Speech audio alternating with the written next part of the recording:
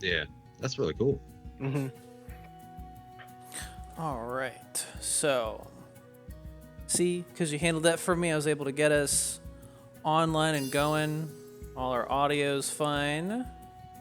And we are live now. We could give it a few seconds here for people to come in. But, what do we want to talk about today other than the usual ladder, EXGP, GP, And the 2v2? 2v2v2v2v2? Ultimate Showdown. I don't know why I just haven't adapted to calling it Ultimate Showdown. That's so much easier than 2v2v2v2. Oh yeah. Like, I'm assuming that's why it was given a name. Also, I couldn't figure out a name either. It was just like, oh man, Ultimate sounds nice. There will never be another showdown more epic than this.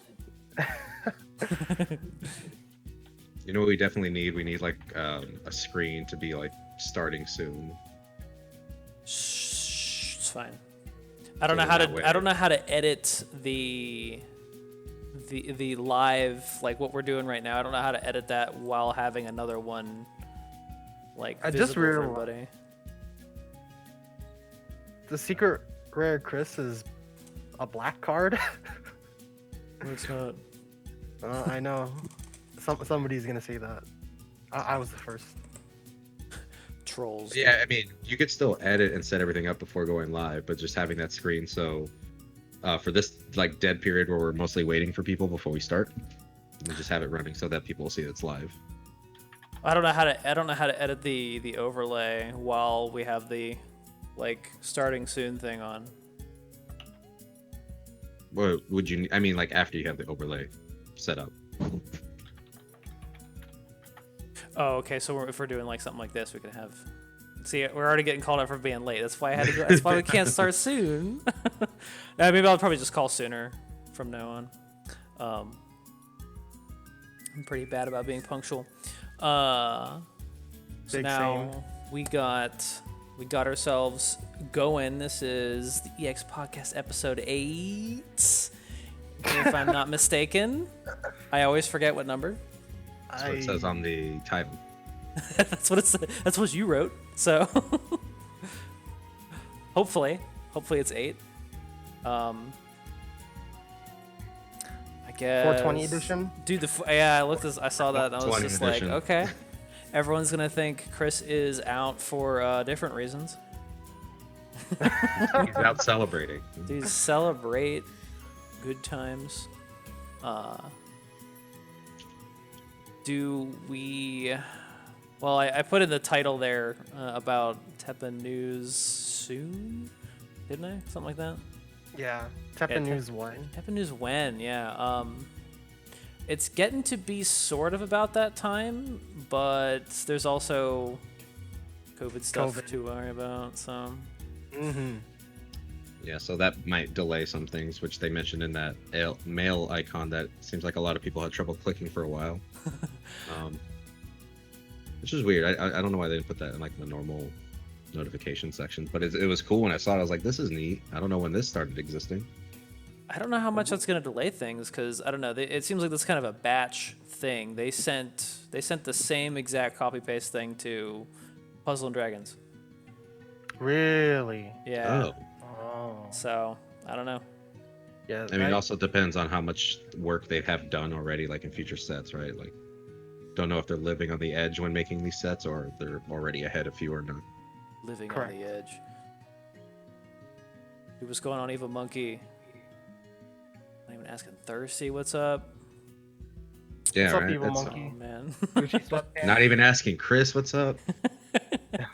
So he's like with the knife, like Dude, this is the action cam. Dude, Chris is out there fighting some Zambos right now. he's going grocery shopping. He's Oh, it's pretty rough. We haven't heard anything. Usually we get at least some news. Yeah, I thought like right around now, I'd say within like, 2 days, but that's all subject to change. Right. So I'm trying to remain calm, trying to settle with other games and let this stuff just happen. I think the tournament is helping too.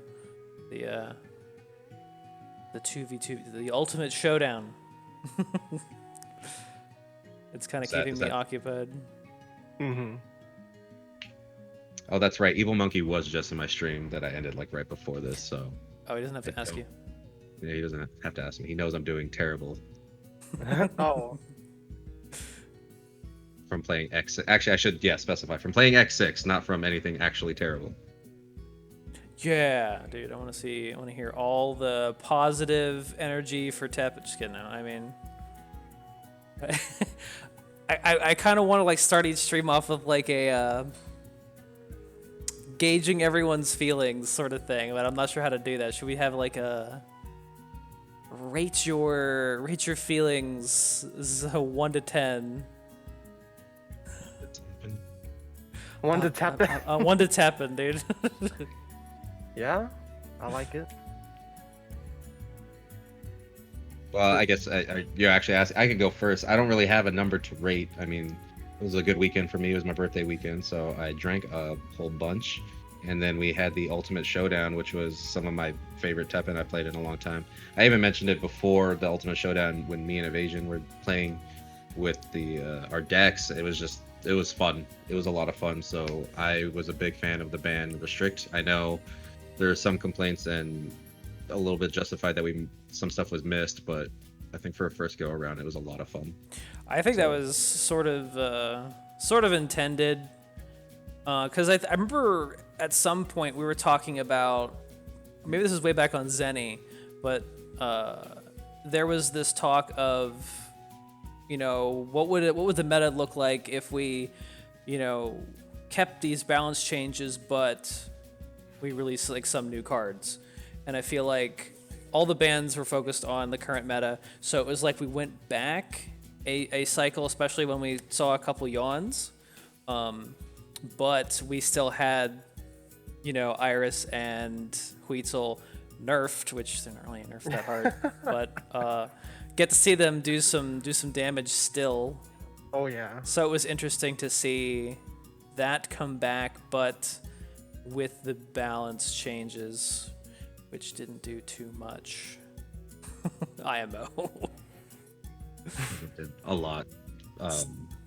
A lot of those matches, you'll see the Irises die pretty quick, and Huitzels weren't as like dominant. They were at one point, but you could tell like it wasn't a free match. It wasn't old Yon Lee just freely going insane. True. It could be just me. That is still a really bad color for me. I just can't handle all the shielding, Also, all the rebirth. Two Yawns lost to 2 Denjins. Well, Denjins, whatever's on your board doesn't matter. They get colossal value. I mean, I would say just with that argument of it doesn't feel the nerfs did too much because it really slowed down Yawn. There's no way the 15 AP Yawn would lose to Denjin. It would just be too much damage and pressure too quickly. Fair enough. I think I see both sides. If Denjin can beat Yawn, that's kind of like definitely an indication that there's a little bit of the board damage that it can spit out is nuts. Yeah, for Denjin, I definitely didn't like Denjin, going into like the ban restrict list. But I was like, if I take out what I know to be Denjin's like bread and butter, then it would completely cripple him. But I felt like, without the legendaries, it's still, pretty fair because you are playing a game without units. Without units, he says. Just kidding. One thing we definitely missed that could have been good was limiting incendiary grenades, because that card is ridiculous in Denjin. True that. Depends. It's hard to say because it's like you want to ban some cards, but you have to draw a line of where to stop. Correct. Limiting. That part was difficult. But I also think incendiary grenades earns that because it is a 3 cost that gets very quickly to splashing 18 damage on the board if it's a full board. I'm just forever blown away that people weren't using quicksand. I'm actually kind of livid. I didn't bring Nash's because of that, and then it's just like no one used it. This obvious like, oh, we limited demonic. It's like, oh, how can we make up for that? You know, Quicksand. it's very, I don't know. I thought it was pretty simple, but I don't play that color. I just play against that color. So Could be because it's like an epic. That's why it's like really expensive, hard to get your demonic. hands on. And I didn't think about this. I completely forgot about quicksand, but there also could Oh, have yeah. been a fear of yawn coming back because True. that card cannot bounce ascended units. That's true. Possibly. But yeah, that's one like concession that I made in my Jill deck is I didn't bring any Nashes, or I brought one Nash because I was like, we need those beefy units. We need 5 costs if I can, and Evil Ryu seemed like it was perfect. But here we are, me making concessions. It sucks. I think that would have been better for you though too, right? Like because you've mentioned in the past that getting bounced to the deck is not as bad as getting put in the EX pocket, right? Yeah. Oh, especially for Jill. Especially for Jill.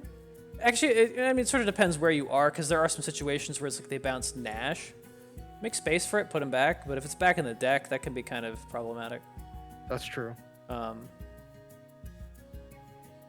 It's kind of like good or great for like if you bounce like a Claire or something like that. I mean, why would you do that? But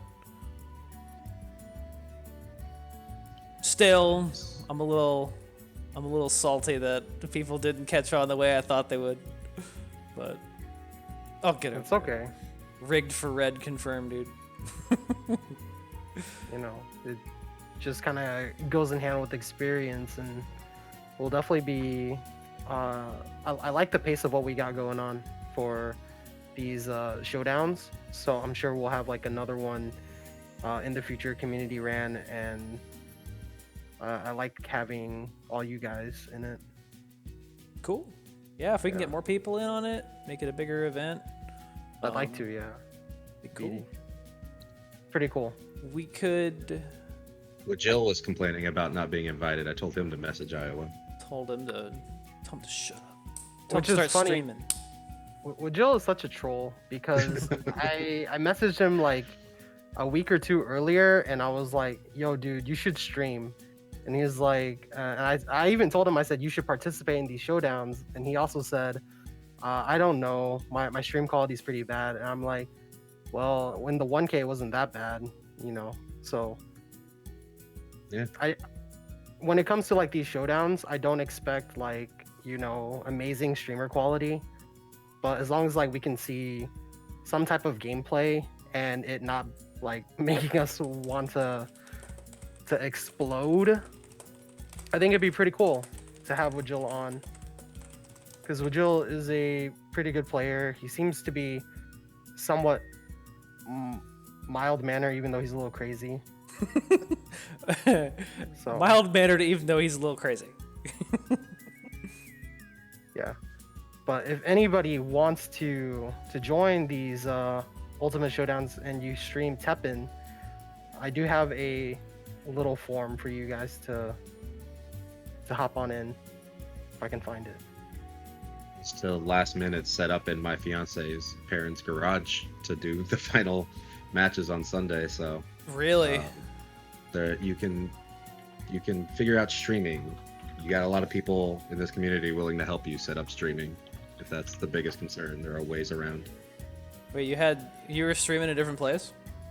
Yeah, I wasn't home because I already had plans on Sunday to go to fiance's parents' place and just kind of stay in the garage because they didn't want us in the house, and keeping still apart. You're like, I can't.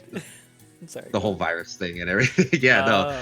So like that's why there's definitely some lag in that first match. I was able to get a little bit better, but That explains everything. Get out of here. yeah, no, that's why I was also really mad about that murderous spikes, because I was being asked a question at the time of that, and I was like, oh god. So There was. Oh no, wait. You know what? The major weird lag moment I had was against Eve. I'm mad. I'm mad. Weird stuff, man. Although actually, I think the worst moment in the tournament. Was Was that with Chris and you Thursday? With the hell into Nora, like that one was the worst. It was just like waiting there, and he was just like, he needed the mana to block, and he got the mana, and he put it there. It was like, I guess I'll take this.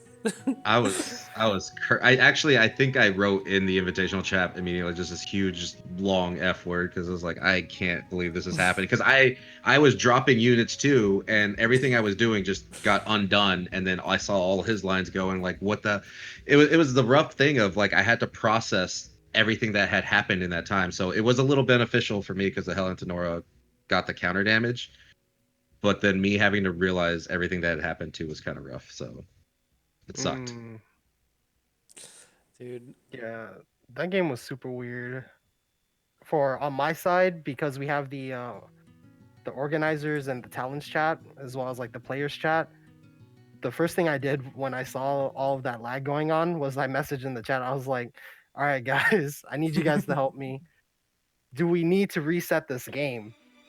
Because I saw the attack line hang like a few times, but then on stream it seemed to went back onto normal.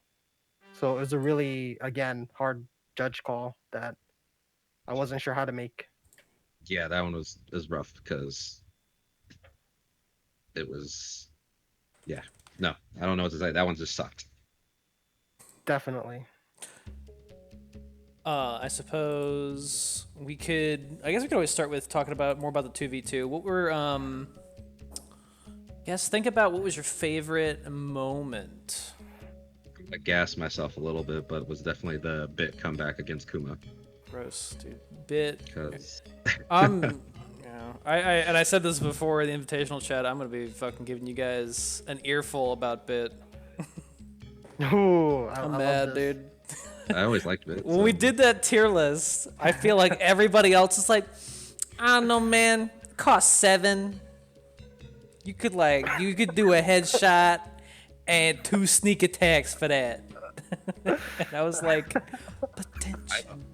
See, 7 mana is not a big thing. Like I've gotten so used to having to play 7 mana to get something that I'm used to that. That part doesn't scare me. Mm-hmm. Play 2 seasons of Godcar and Brachydios. I'll play a 7 unit. That's fine. It really sucks for Jill because he's just outside of that range to be cleared.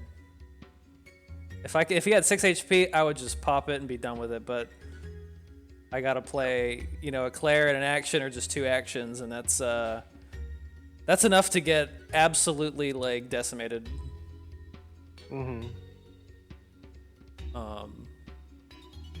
It's one of those cards. I had some strong opinions, or not strong opinions of this.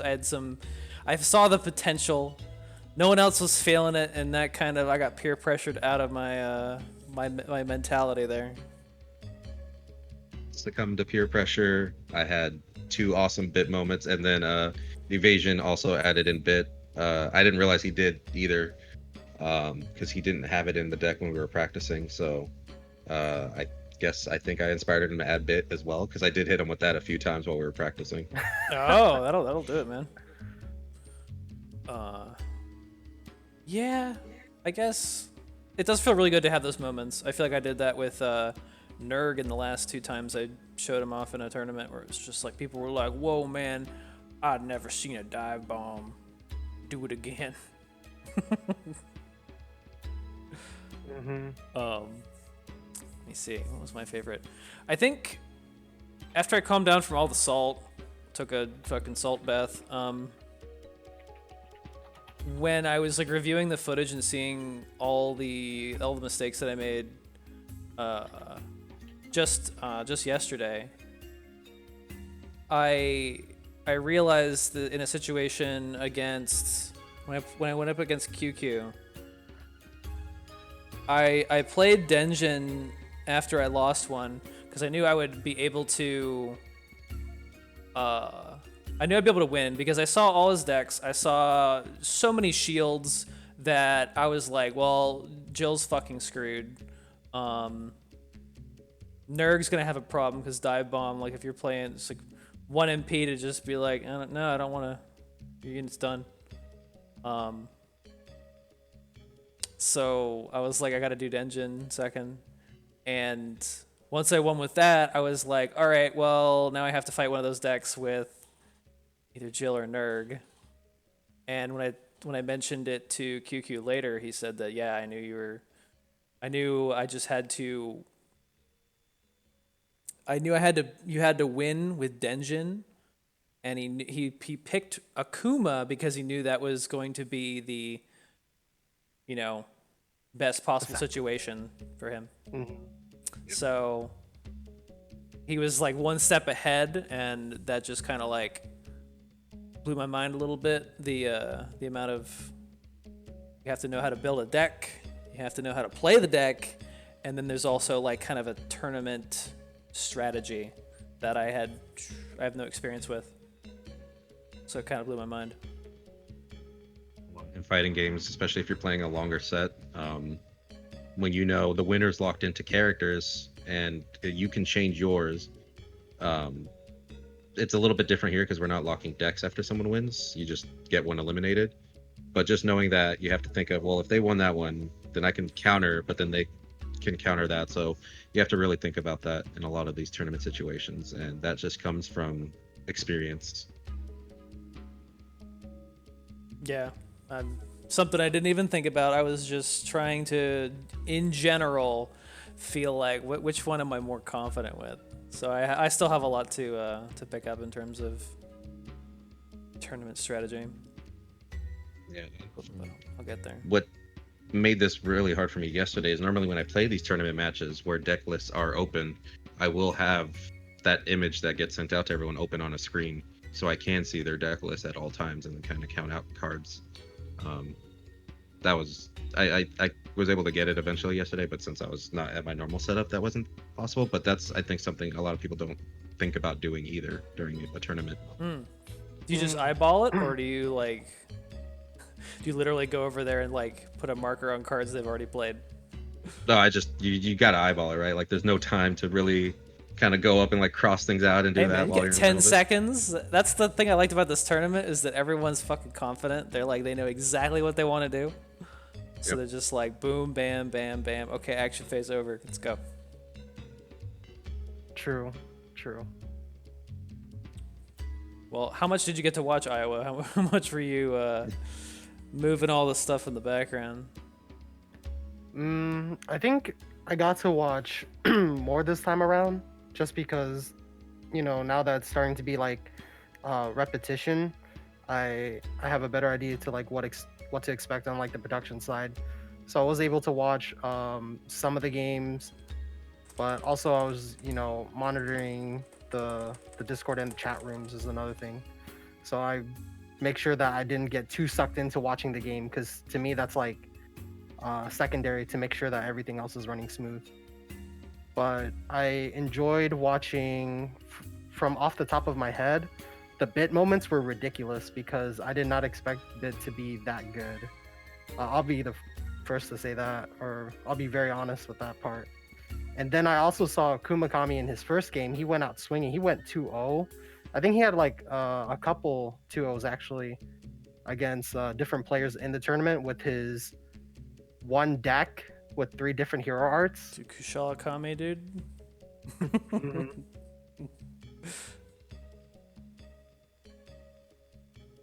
Yeah, that, he's definitely he got the attention of everybody with that.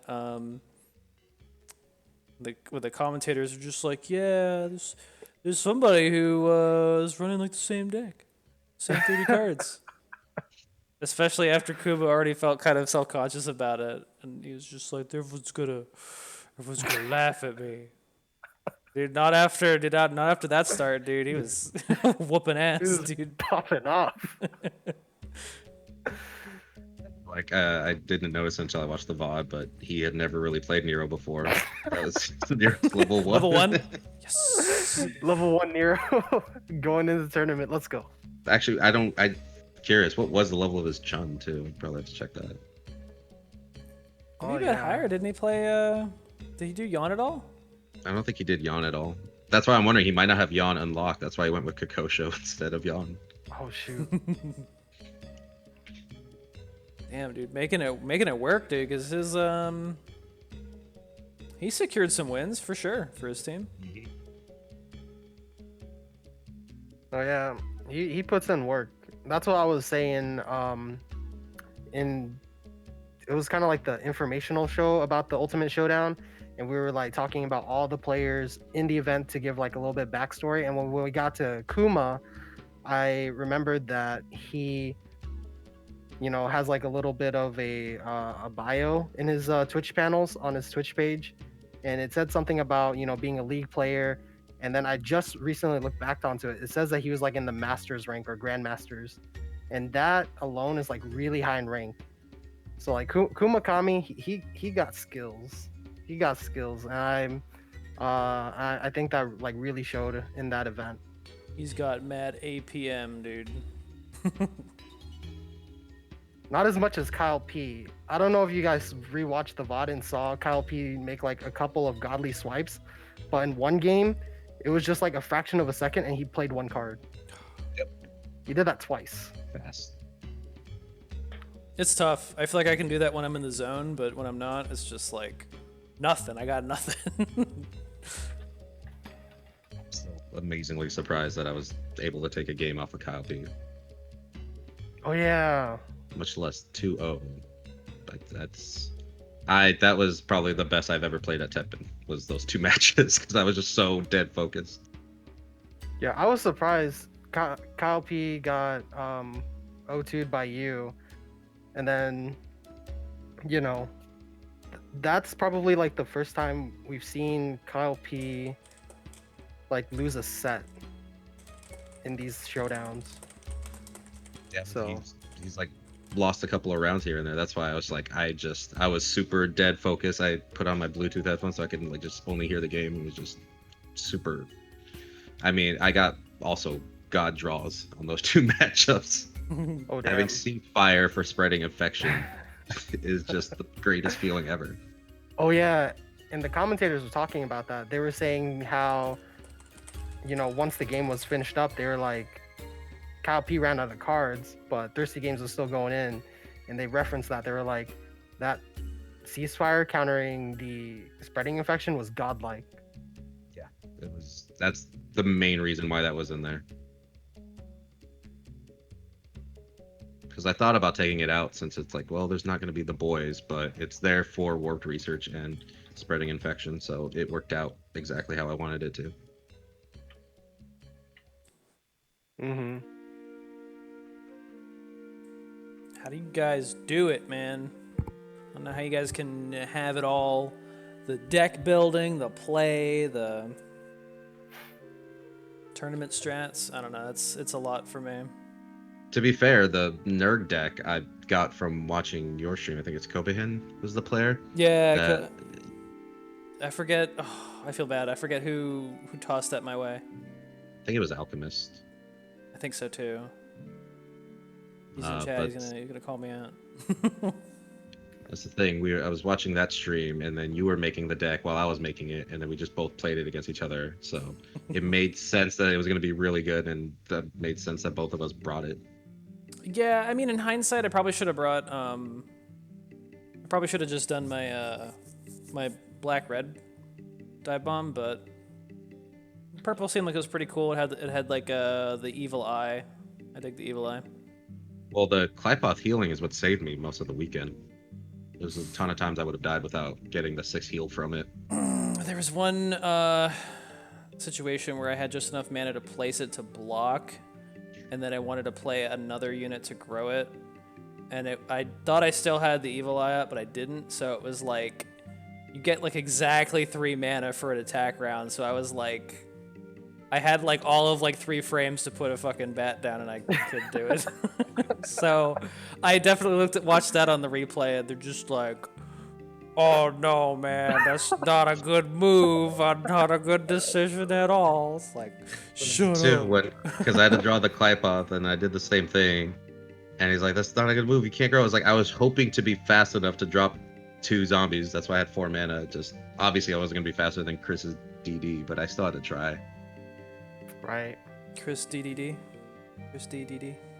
It's one of the things I learned in fighting games early on is if you play like you expect the other player to play perfect, then you most likely will trip up more because then you're just missing free things that you can get, right? Like it's always in fighting game. It's like, why would you do that? It's like it doesn't matter why I did it. It worked. So either it's gonna work or it's not. So that didn't work out for me. It definitely was a bad decision because it didn't work out. But I can't. You cannot like avoid playing things because you're worried about the perfect counter. Mm-hmm.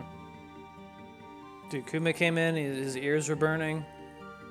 We were talking about him. Now he's here. Oh, Yeah, what's up, Kuma, we were Kuma-san? talking about your explosive, your start, dude. Your the 3-deck, actually 1-deck, seeming real sus, but it came in real strong. Kushala Kami, dude.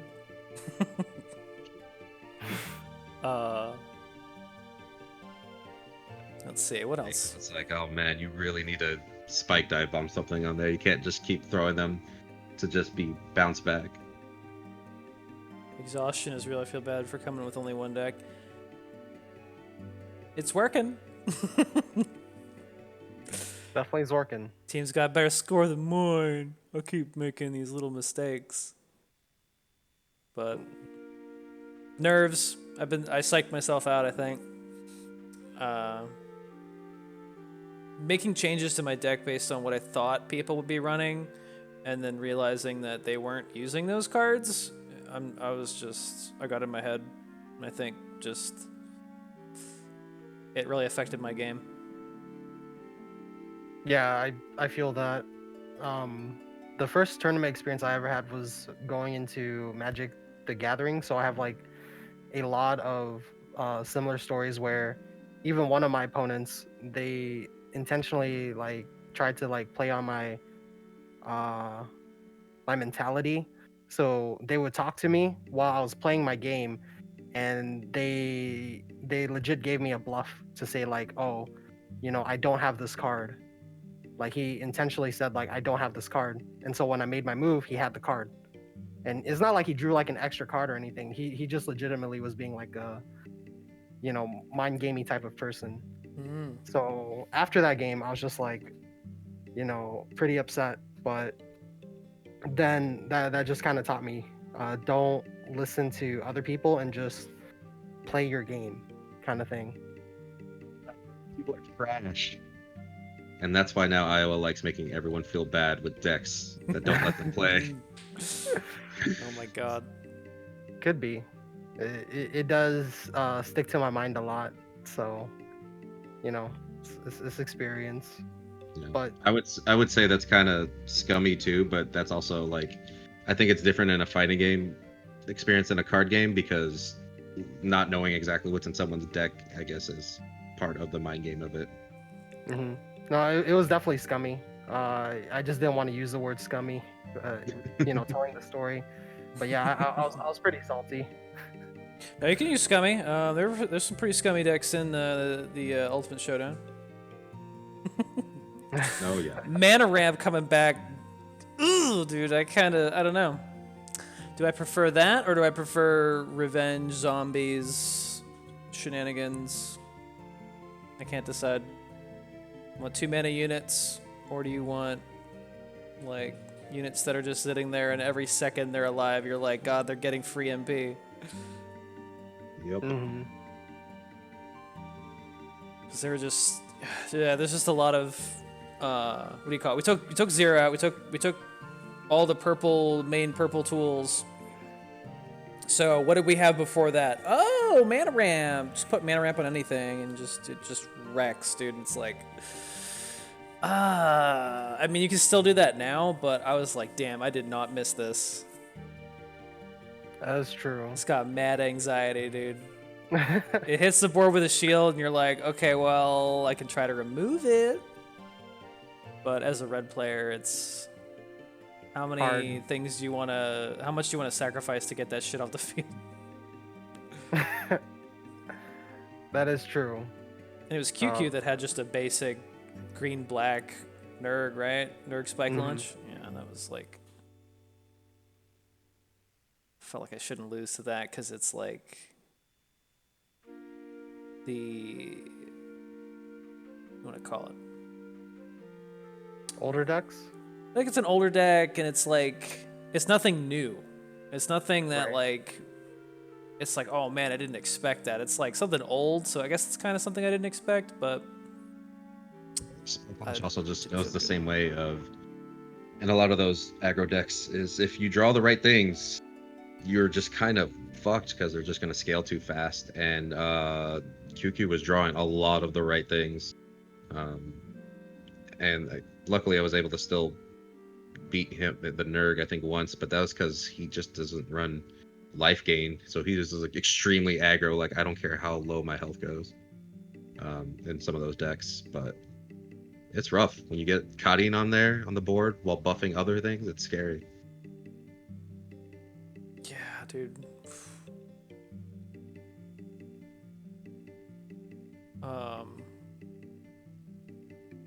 Yeah, there were a few moments I looked back on and just had mixed feelings, and like trying to think of I've played against some of the people in this tournament, just some, and not even that much. So a part of it is also like me respecting the other person too much. They don't deserve that respect. So I'm just, I don't know. For some reason, I guess I'm all nerves.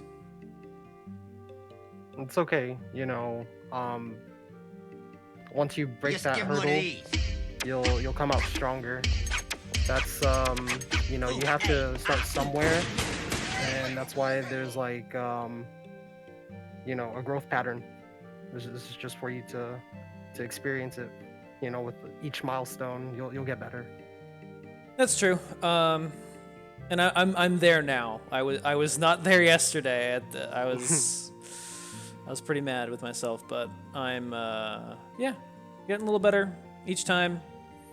Trying to focus on the learning aspect, not the going 0-2 aspect of it, but that's all right. Yeah. Anything else about the 2v2? Where can they see this if they Yeah. missed it yesterday? It would be in the videos channel, and we actually had two of them over the weekend, which was it was supposed to be like a one go, but I think that I just linked it in the chat. So if you go to videos, it'd be the last two videos. But originally the event was supposed to be 6 hours, and we're like way over that even on just 2 days. And I just think that maybe a lot was like kind of like unaccounted for, which I apologize. But also like due to COVID, I couldn't um, I couldn't meet the time that I had set aside for it without like sacrificing orders at work. Because if I wasn't at work on Saturday, then we would have lost like a few food orders that we couldn't fulfill. And for me, it just didn't make sense to like do the TEPPEN thing, but then also like sacrifice the family business. Oh yeah, that makes sense. I mean, Yeah, it definitely makes sense. Family and then also monetary stability is definitely more important than event. And I mean, luckily it seemed everyone was fine with moving it to the next day over. Yeah, which I really appreciate.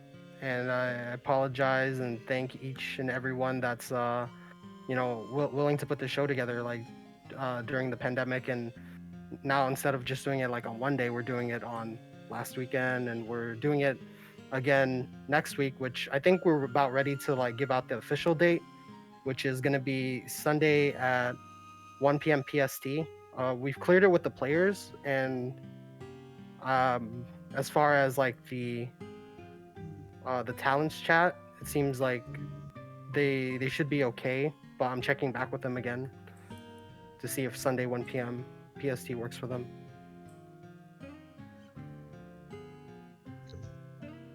Give like a big shout out to Ninja Nam and Broken Fierce, because I think this is the first time I've heard them commentating anything, especially Teppen, and they were doing a great job the entire time. Even though Ninja Nam started roasting me at the end. dude, I tried, dude. I was supporting you in chat, dude. he's all over you. You thirsty gamers, dude.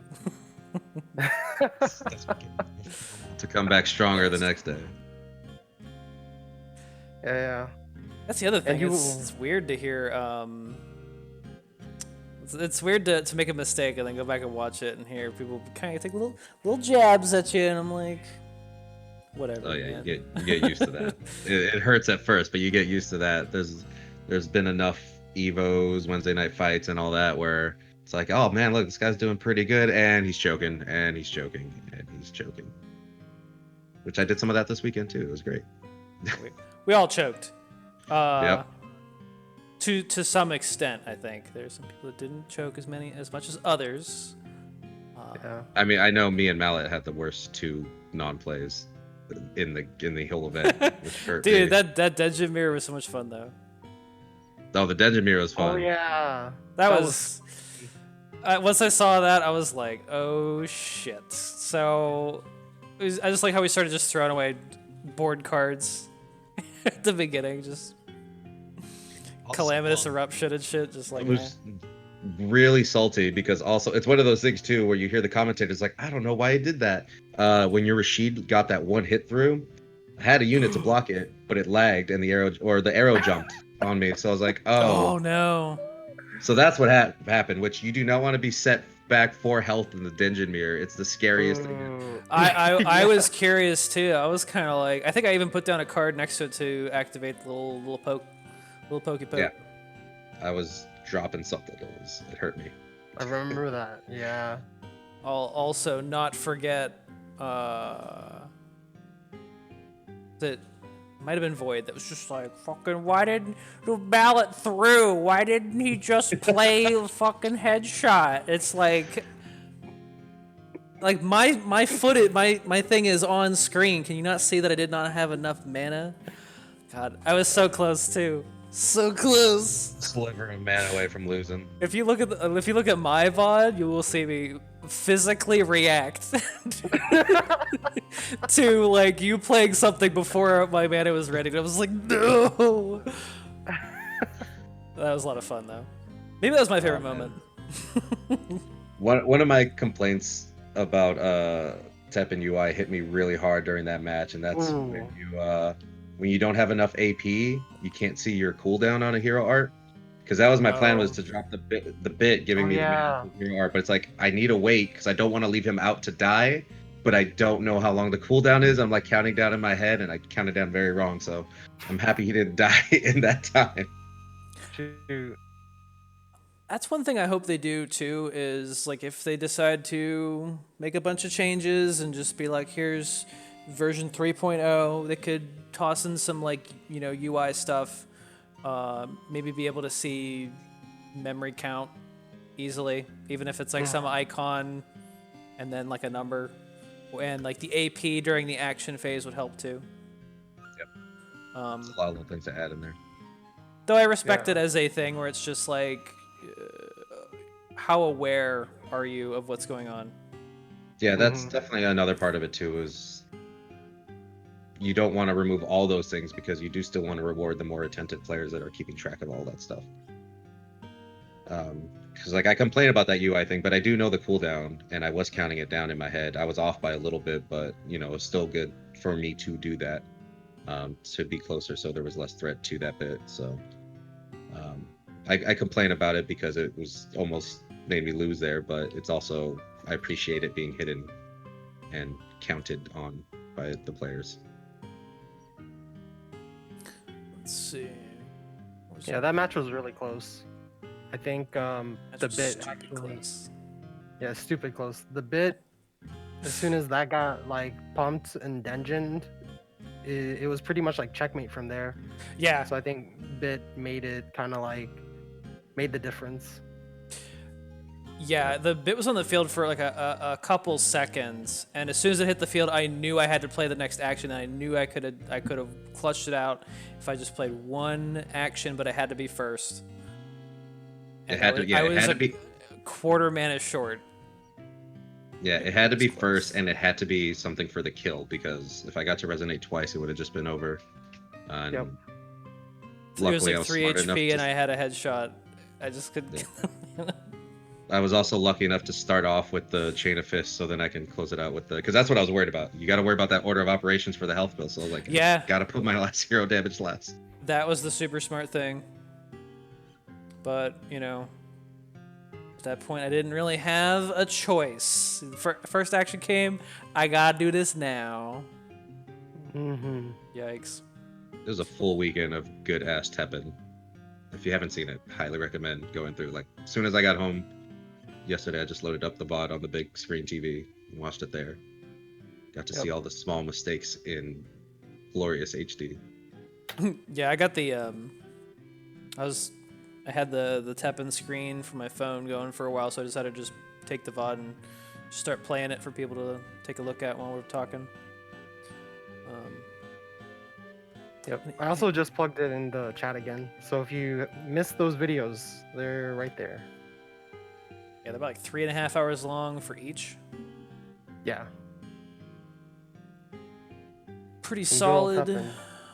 And that's just the round robin part too. So you will be seeing us again next week, finishing out the bracket. Although we actually don't even have the bracket because we're postponing part of the round robin as well. Yeah, there's a lot of ill-timed news, but what can you do? Yes, it's true. Anything Because else? the bracket is dependent on the results of the round robin, right? Like there's going to be some seeding based off of that. Correct. There will be seating. And how does that go? We pair the good guys with the good guys. It would go if memory serves me correct. I usually leave the stuff to Chop, but it usually supposed to be strongest fights weakest, and then like the middle two fight. That's not very nice. Yep. Oh wait, but we have 4 teams, yeah. So yeah, that's how it would work. Yikes. Ouch. Which what is the scoring at right now? I think I don't want to know. I know where I am. I believe it would be Kyle P's team, which is what is his name? Oh, Wen's Marvel. Kyle P and Izzy Deadcuddles, Wen's Marvel. Currently, they are undefeated. Although Kyle P just did lose a set to Thirsty. So Everybody laugh at Kyle for losing. Which shout outs to Kyle P. I don't know if you guys know this, but he was in a Grand Blue Versus tournament at the same time of being in the TEPPEN tournament, and I was just like stunned. I was like, man, you're doing all this for us, you know, being in 2 tournaments at the same time. I was like shocked, and I've been seeing a lot of really cool sides to Kyle P. I gotta shout that guy out. You know, that's probably gave him some good FGC memories, because you go to like a Wednesday night fights or Evo, you're like, shit, I gotta run from half the hall to the other side to get to your other tournament when you're in multiple games. That's funny. But yeah, so yeah, they would potentially be the strongest going in for seeding, and then I do believe that we have the next 2 would be QQ Moore and Kumakami's team, which is Team Wash Your Hands, and then we also have Team Glass Joe's, which is the Thirsty Games and Eve Asian. So I think those are the middle 2, and then on the 4th for round robin seating, it would be Chris D and Mallet Mughal. Negate is less than detonate. Yeah. So all I need to do is either beat Izzy, or Evasion needs to pick up my slack and beat Izzy. Izzy has to go through the gauntlet, which he's already done this weekend. But if he does get through it, then okay, gotcha. Sounds good. Yeah. He has to go 2-0, I think. Well, not 2-0. Their team has to win the next 2 sets, because you guys have only played 1 set this far. Yep. But Izzy's going next. I gotta redeem myself from the Jill X exhibition. I don't know. I'm wearing kind of a stink of shame from Saturday, dude.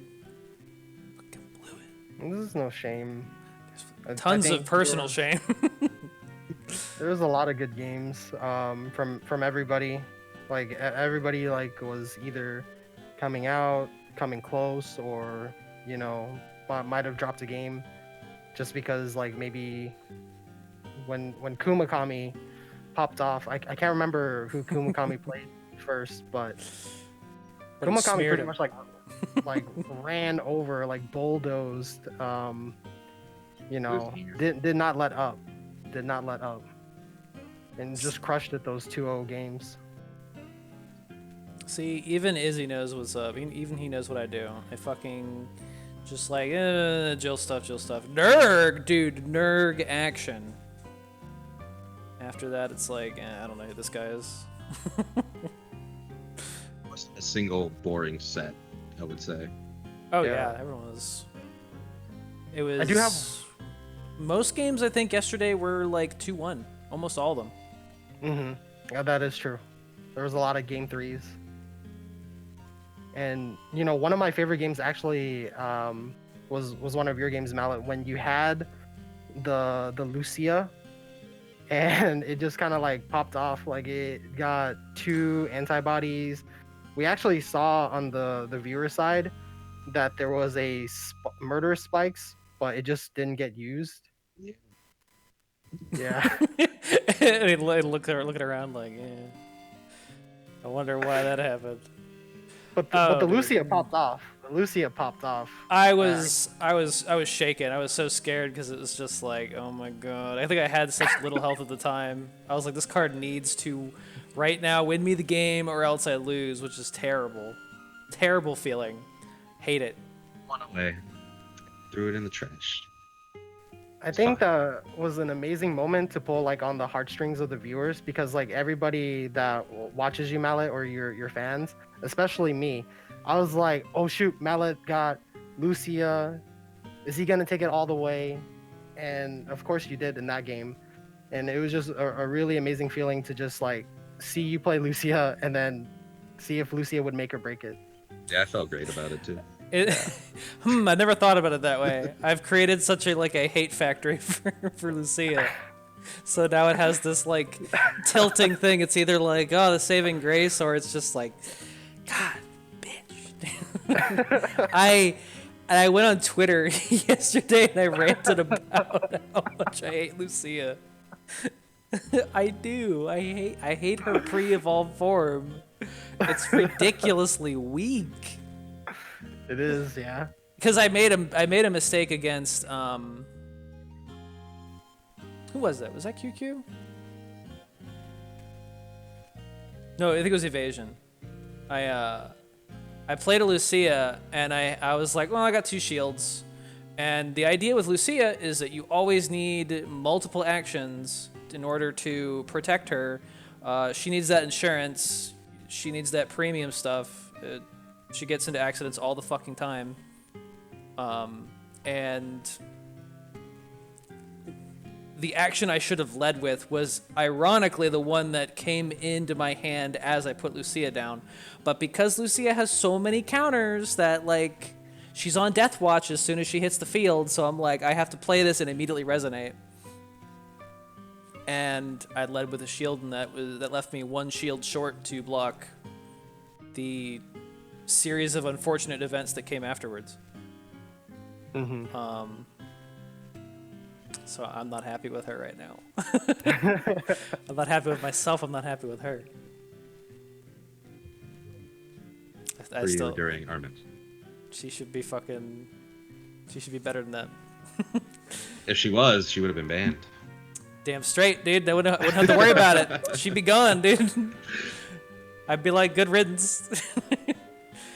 But I'm still so baffled why, like, you'd think with the power creep, the more recent card would be the one that's like the strongest. Which one feels more like a more recent card? The Devil Hunter Dante or Lucia?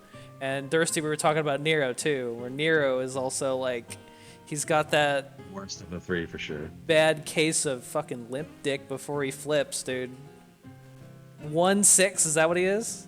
He's a 1/8. 1/8. But he also costs. Oh, actually, I think He costs 5. No, he's not 5. He's not 5? I thought he was 5. No, I think he costs 6. He's 6. Yeah. Oh. So yeah, no, that's what always pissed me off even more about him. He's 6, but you also have to grow him. So For you, 3, yeah. yeah, you need another 3 to actually get something out of him.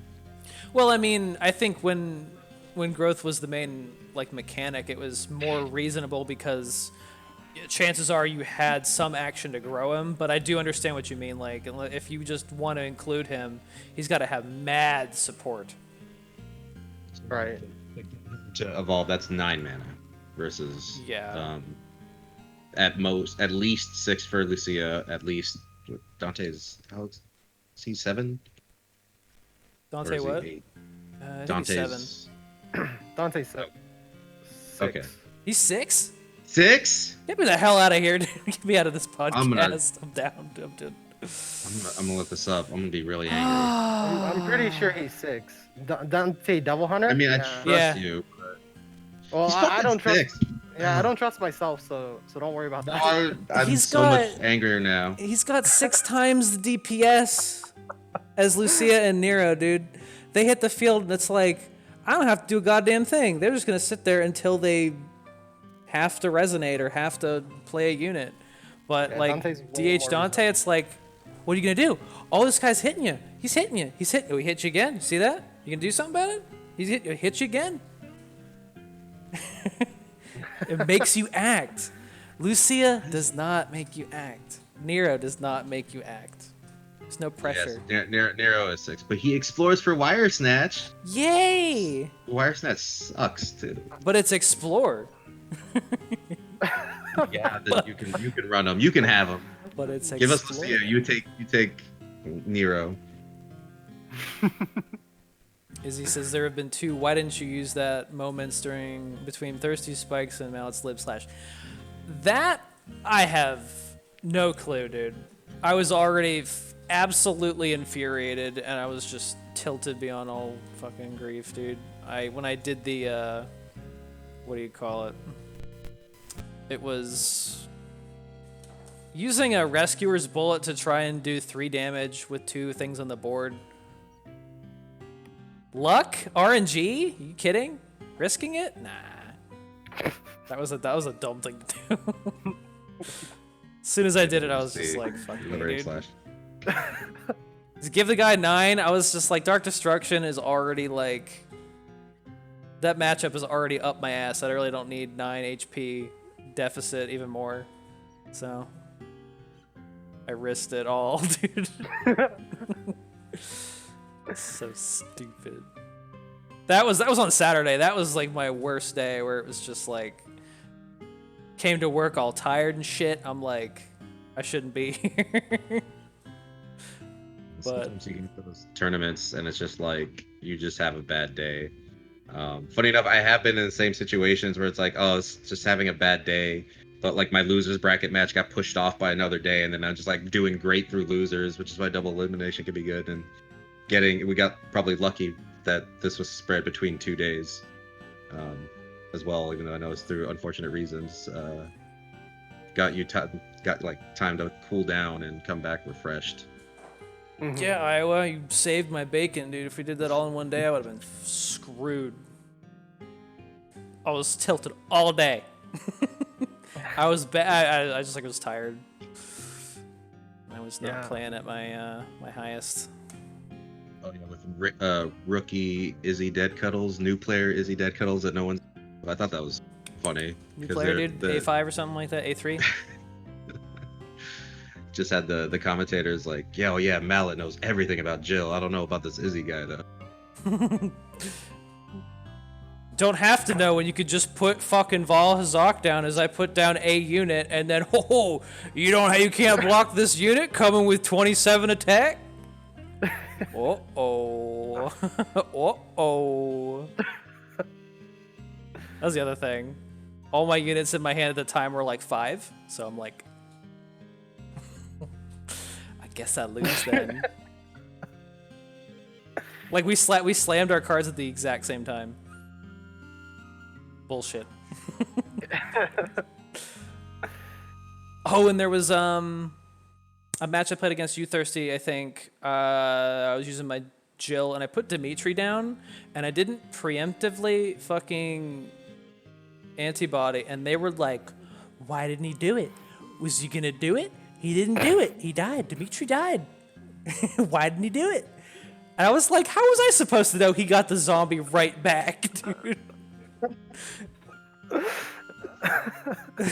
Dude, that's why those zombies are gross. Like, just I think it gets understated how good getting a 2-cost 5/2 unit is. Like, It's super who cares if it's good. gonna die? That's a lot of damage.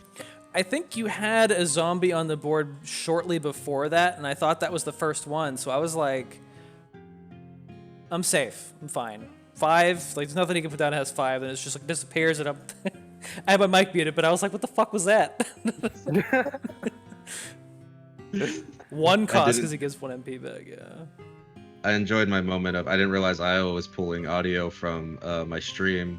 I still had my mic muted because I was focusing, but then when I got the comeback against Kumakami with the bit, I just like turned my mic off and I was popping off. I was like, oh my god, like like luckily the audio's a little more quieter, but like I go back and you can just hear me talking shit.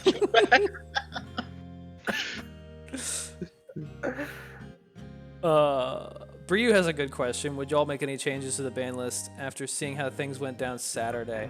Well, I mean, can't change anything now, but for next time, I don't know. Valhazak. Let's talk about Valhazak. Get that shitter out of my fucking tournament. Thirsty? I didn't have that much problem with Valhazak, honestly. I don't see what's wrong with Lucia, man. Only one person playing her? I don't have a problem with that. I mean, that's the thing. It's like the salty side of me wants to be like, yeah, why the fuck is Lucia here? But it's like I had the answer, I just didn't play it, and that's why I think a lot of these cards didn't bother me, as I know some might have been by, but like for that Valhazak, it's like, yeah, why is he here? It's like there was an answer and it didn't get played. Like it wasn't that there was no way to respond to this, and that's you know what, FD Ryu is kind of like maybe one that I think it's a little suspect. FD Ryu is, I think, gonna cause a problem if they let either of the Jills go to late game. It's gonna be really tough to deal with. Val's Yeah, fine. Just play him FD at the Ryu best is a little time. questionable. I can understand why Kadin's a little, pretty much a lot of agility, slap down agility units are a little questionable. But I didn't have too many problems with them. Is he thinking limit Nash to 1? I mean, Nash is stupid when people don't bring the fucking counter. I thought people would, but then they didn't, so I lose, dude. That's what really psyched me out in the first day, was really looking at that and being like, oh god, no one took the cards I thought they'd bring, and here I am compromising my deck, and it was just like Quicksand. I was fully expecting Quicksand to show up, and no, nah. Bounces of all kinds. There's still some in the game that can be used.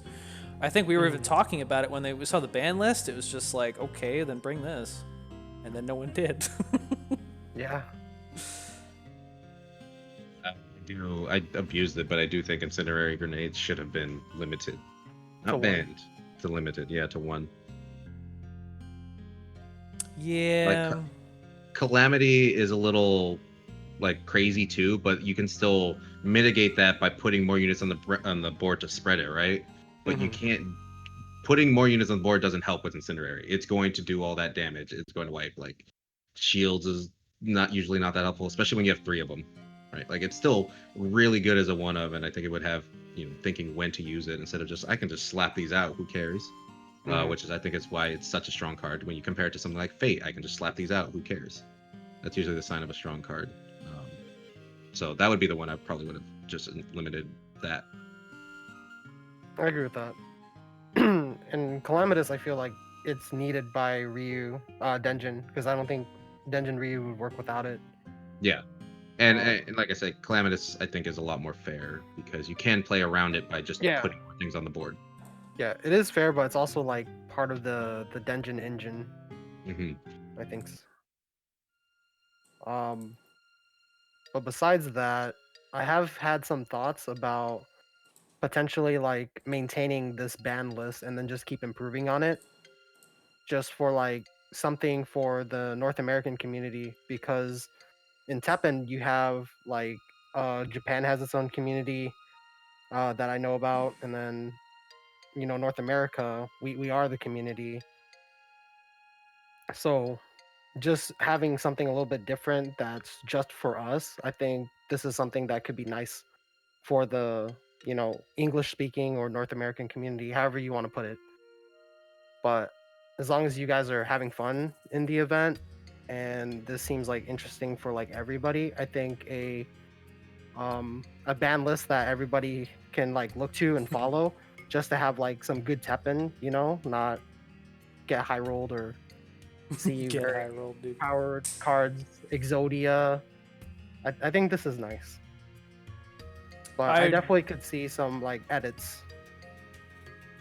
Yeah, I would like to see some edits moving forward, but that's also me being salty. And it's interesting though, because you have to really think about what's left and try to organize that in your mind, and that's tough. Hmm. Figure out what strategies can I make with these cards, because it's not like all like one whole set. You know what I mean? Like, it's not like the EXGP where it's like this set's okay, this set's okay. We're taking away this set. We're taking away just like certain cards from each set, so it's kind of hard to wrap your head around it. Yeah, we actually did even have like a deck mistake in the event. So, having this type of format, it's not easy on the contestants. But you guys are doing the best you can, and there's been some great games over the past weekend. So I'm glad we got to see that. Dude, Izzy doesn't think fucking Val's a problem. He is though. It's a big high roll. It's a big go fish. Do you have a unit to block this? No, you lose. And I didn't. I don't see as do you have a unit to block this? If not, you lose as a high roll, because build your decks with units. You have units. Damn. You don't need a specific unit or a specific card for it. You just need a card of many cards that you should have. Or I don't know, maybe play a Liberating Slash could help as well. Things with big damage. Valhazak does have low HP. Just like I'm not gonna bitch about Lucia, because I know if I just played a Murderous Spikes. Who's talking right now? I don't even see it. I don't see anybody. Damn, I got added to the ban list. I'm too strong. To the dude, green card. I stopped listening. I stopped reading. Hey, it's the day to be a green main. All right, 420 is the green day. Oh damn. Oh, Got him, dude. Fair enough. It just so happened that my ass had five mana cards in hand after playing a unit, dude. And it happens. I mean, that happened to me a couple of times where I just did not have the units, especially running the high cost axe deck, which I really wish I got to change that up a bit more, considering it was made to tech a lot of things that weren't going to be in this, but it still did work. I was happy that I got all three of my decks to do work at some point. Boo. Let me see if I. It's a good point. Let me see if I've. Have I done anything? Have I done anything lately with my decks here? I think I had a cool moment with each of them. Yeah. I beat QQ with Denjin, and that was a really close one against his Akuma. Although I'm feeling all clutch about it, and he's like, "I made a mistake," and I'm like, "Shut up." I'm enjoying the moment. I mean, Kuma was able to pull a win with all three of his decks in one match. Stop. I was like, wait, we're talking about like, oh yeah. Actually, he's on the feed right now.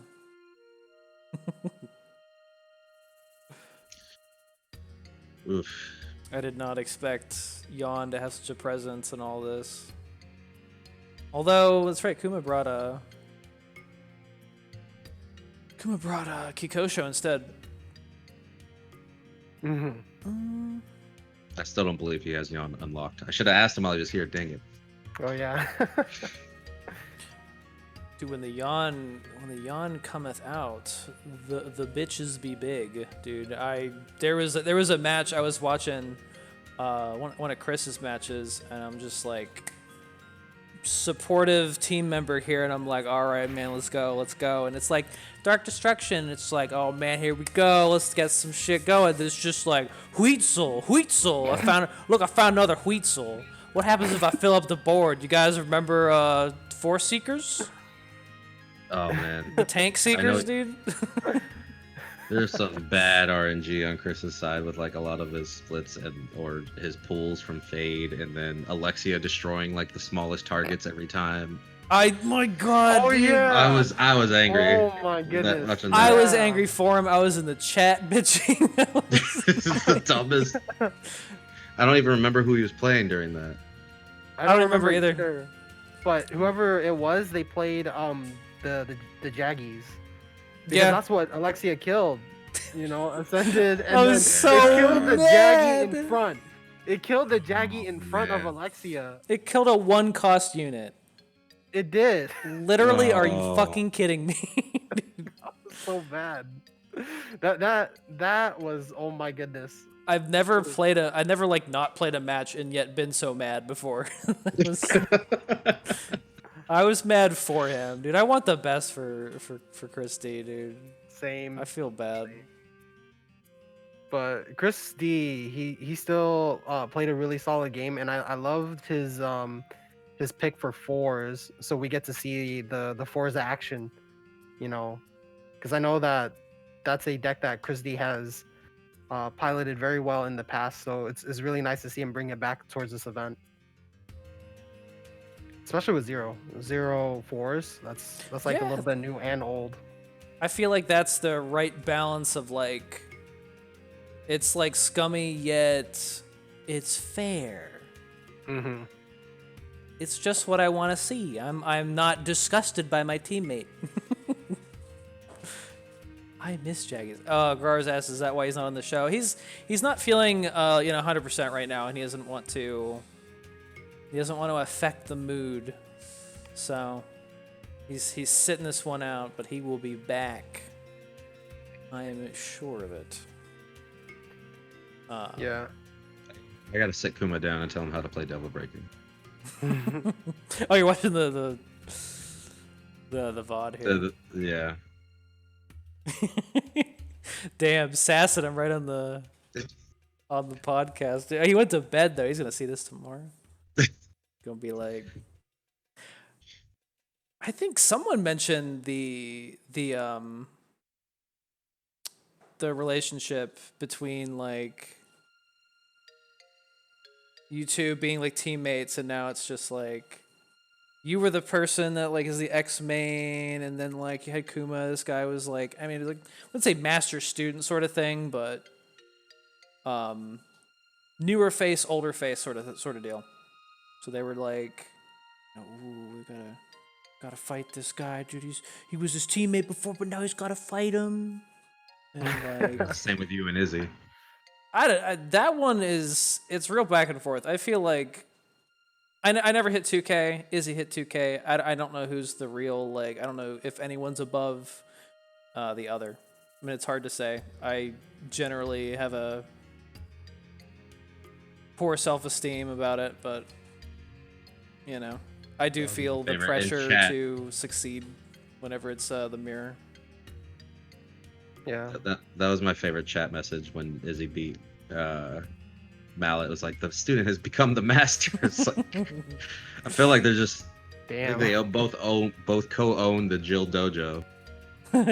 It's I don't know. I feel pressure to succeed, and that's what leads to Salt. And I can't lean into that too much. Right. So part of me, it's hard to kind of shrug that stuff off, and the other part of me, it's, just a game. I'm doing my own thing.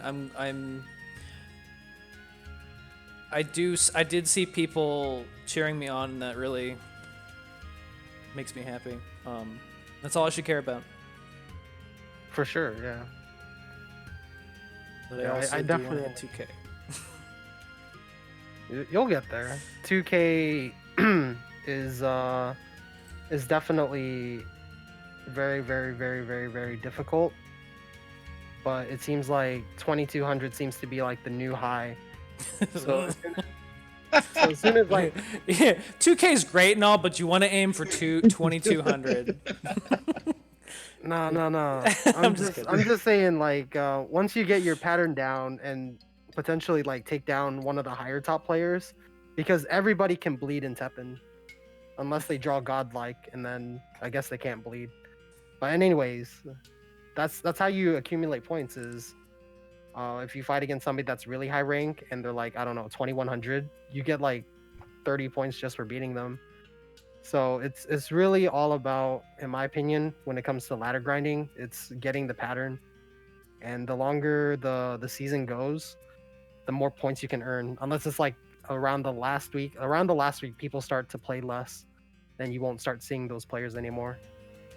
So I think week three is the best time to play Teppen. 2K is easy. Dropping afterward is the fun part.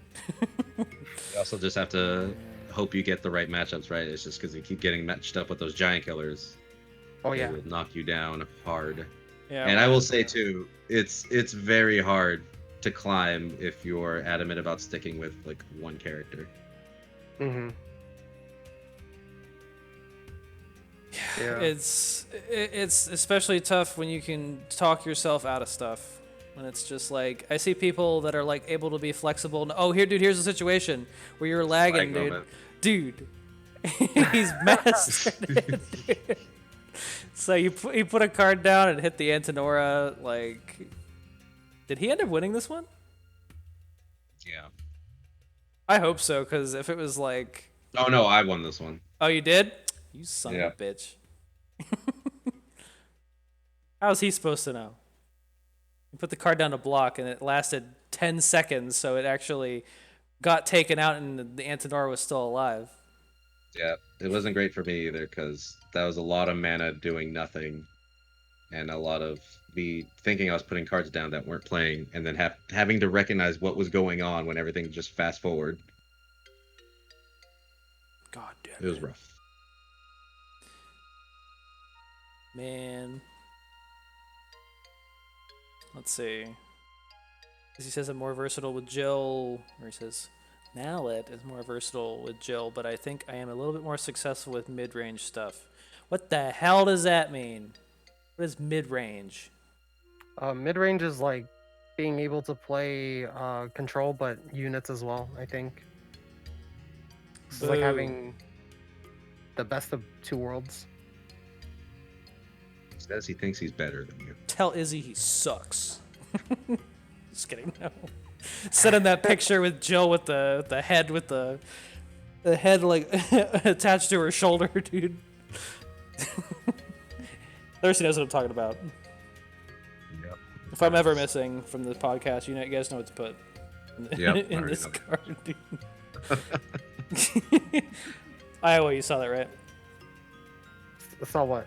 The still of Jill, like her head wasn't in the like injured, like it wasn't like the injured face, but her body posture was like that. So her head looked like she was fine, but like it was just really weird. Let me see if I get a picture. It was a of visual bug in the game, which you really, really don't see often. No, I didn't notice. Was that during the tournament? No, this was On the stream. before it. Yeah, I did see. Posted the link up. Yeah, I did see nice. Thirsty tweet about it. I saw the tweet. Okay. Dude, Was this photo? Okay, so it was the is head shopped, photo- but no. Well, I put the fries head's there, not but- just the fries. The rest Yeah, was exactly how it happened. I just So, pulled like- it from the game screen cap. Her body is in that like injured pose, but her face doesn't change until like a couple frames later, maybe just one frame.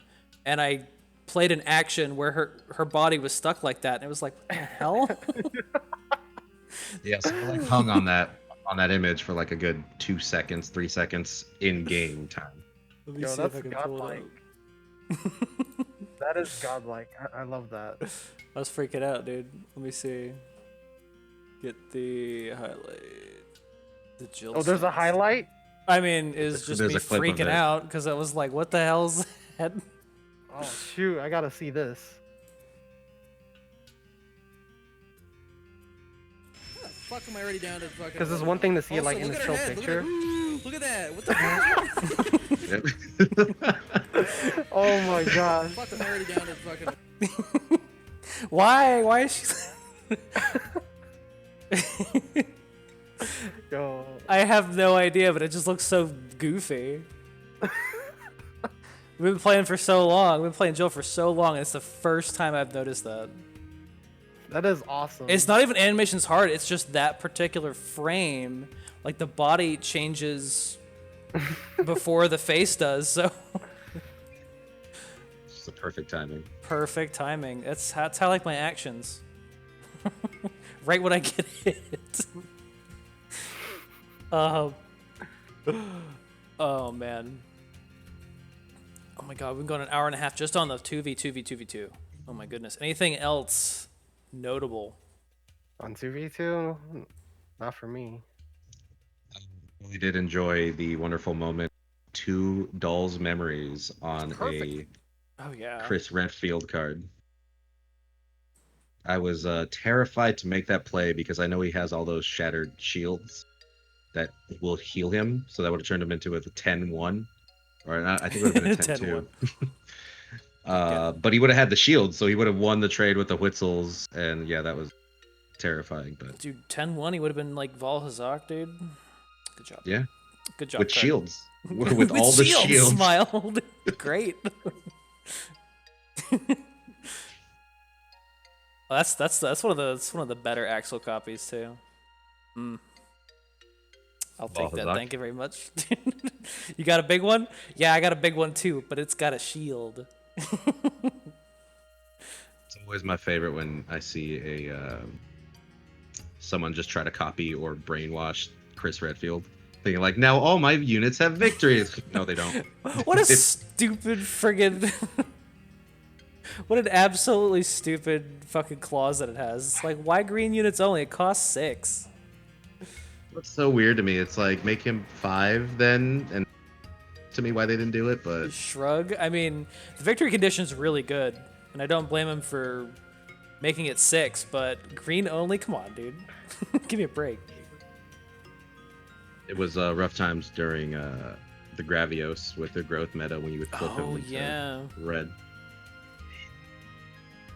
You know, thinking about it, remember one of our previous discussions we talked about how, you know, when green gets something good, they usually have like a downside to it. So for example, like, you know, only green, and, you know, for some reason this topic discussion talking about Chris Redfield and like why is it only green, it just like popped up like the scene in my head where it's all the TEPPEN devs, and they're just like, you know what, green is just too powerful.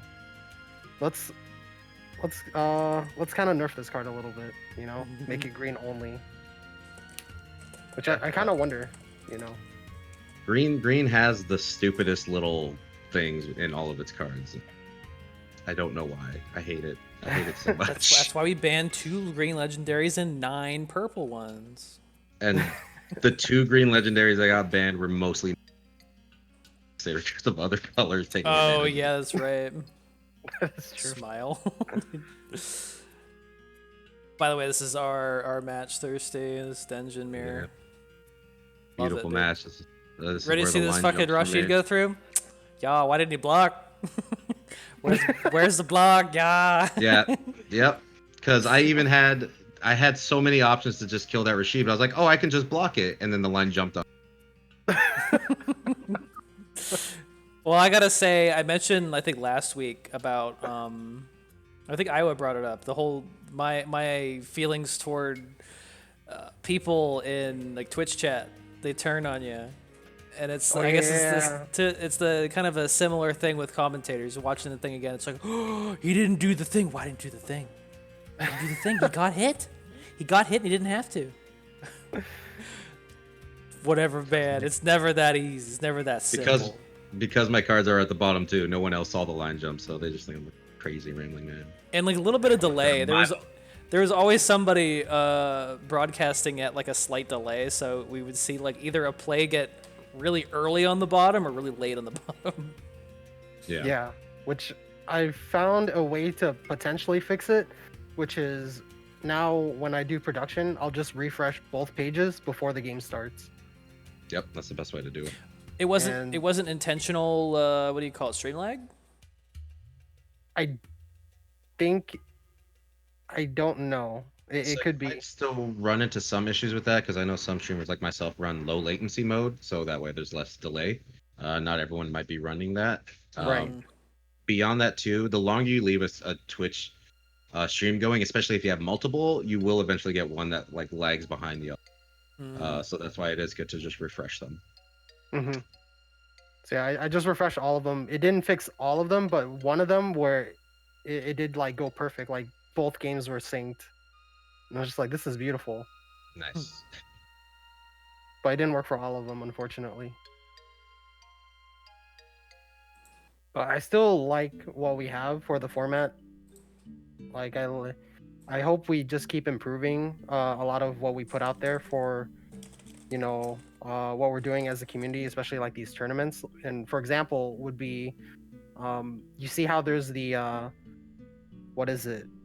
The main TEPPEN gameplay up there, and then at the bottom we have the hand of the second player. It used to be where you would have the second player's hand like at the top, but James Chen, he messaged me on Twitter and he's like, "Hey, are you open for suggestions?" And I was like, "Yeah, of course." So he suggested this. He was like, the information does not look as good if you have it at the top because you have to look at two sides. But whereas if you have both of them at the bottom, you can see both information of like both sides, and it looks good. So also we also had Cup of Kona do the graphics for this one. So I agree. The hands are closer together. I also want to point out this thing here for anyone that thinks that I had enough mana. For anyone that thinks that I'm just a fucking Pepega, dude, I was hovering it. You were even already hovering. I was ready to go. Motherfucker just had just enough mana. I was so mad. I mean, I think it was just Void. I think it was just Void. It might have been someone else that was like, "Why didn't he play the action?" So the funny thing is, if you go back and watch that again, I wasn't waiting for mana. I needed the Denjin cooldown. So you were fucking teasing me. No, I needed that. I'm just kidding. You're watching my stream. You're like, he doesn't have enough mana. Oh, I was terrified. I was a little, yeah. I was like deep inhale and like waiting for the mana. Oh, dude, that was fun though. I like that one a lot. Yeah, I assumed if you had the kill shot, you would have played it when I had that bit down there because it's like, if he's not gonna kill me now, this is my only shot. I think my first engine was just too preemptive. I had a lot of nice board clear tools, and it was just like, oh wait, it's Denjin. Lol, don't need him. It was actually the opposite for me. I waited too long. There's even a point where like I watched it again. I was like, why am I waiting? Because yeah, the cooldown would have been shorter and it would have been fine. It had me spooked. I'll give you that. I was like, what is this guy waiting for? Either it's a really bad hand or a really good hand. Let's see. Izzy says, I consistently had fun on day one. I bet you did, you son of a bitch. Have we talked about GP, aka X versus Zero Time yet? Not yet. I was gonna lead into that. There was some segue. Oh, Victory. I was gonna mention my experiences with it, but any other comments about the 2v2? guess the important thing to mention is it's not over yet. The important thing Yeah. to mention is I won. Just kidding. No. We'll be back doing the brackets on Sunday. This Sunday. Yeah, at 1 p.m. PST. My God, this match pissed me off. You had everything. Izzy, what are you talking about tomorrow? Sunday, the last day, hopefully, unless there is another emergency. I hope Sunday's the last day. For me, I can go all day for production, but yeah. We'll have increasing levels of emergencies that people have to leave for. Yeah, hopefully. Hopefully not. Yeah, it's just Sunday. That wasn't in my damn EX pocket here. Everything would have been okay. Dude, look at all these eyes. Look at all these fushigis, dude. I remember that one podcast where you showed us the fushigi. I didn't even remember what it was until you showed the commercial. I was like, oh yeah, that thing. It didn't have my favorite soundbite. Even grandma can fushigi, dude. Which basically describes the card. It's so easy to use. Just fucking use it. Well, I love this game. Yeah, this game was good. Stupid cat being in my EX pocket, getting the Bracky killed. This game was pretty good because I won. Possibly the best game this set. What I really liked about right here is the Pyrobat being able to attack twice.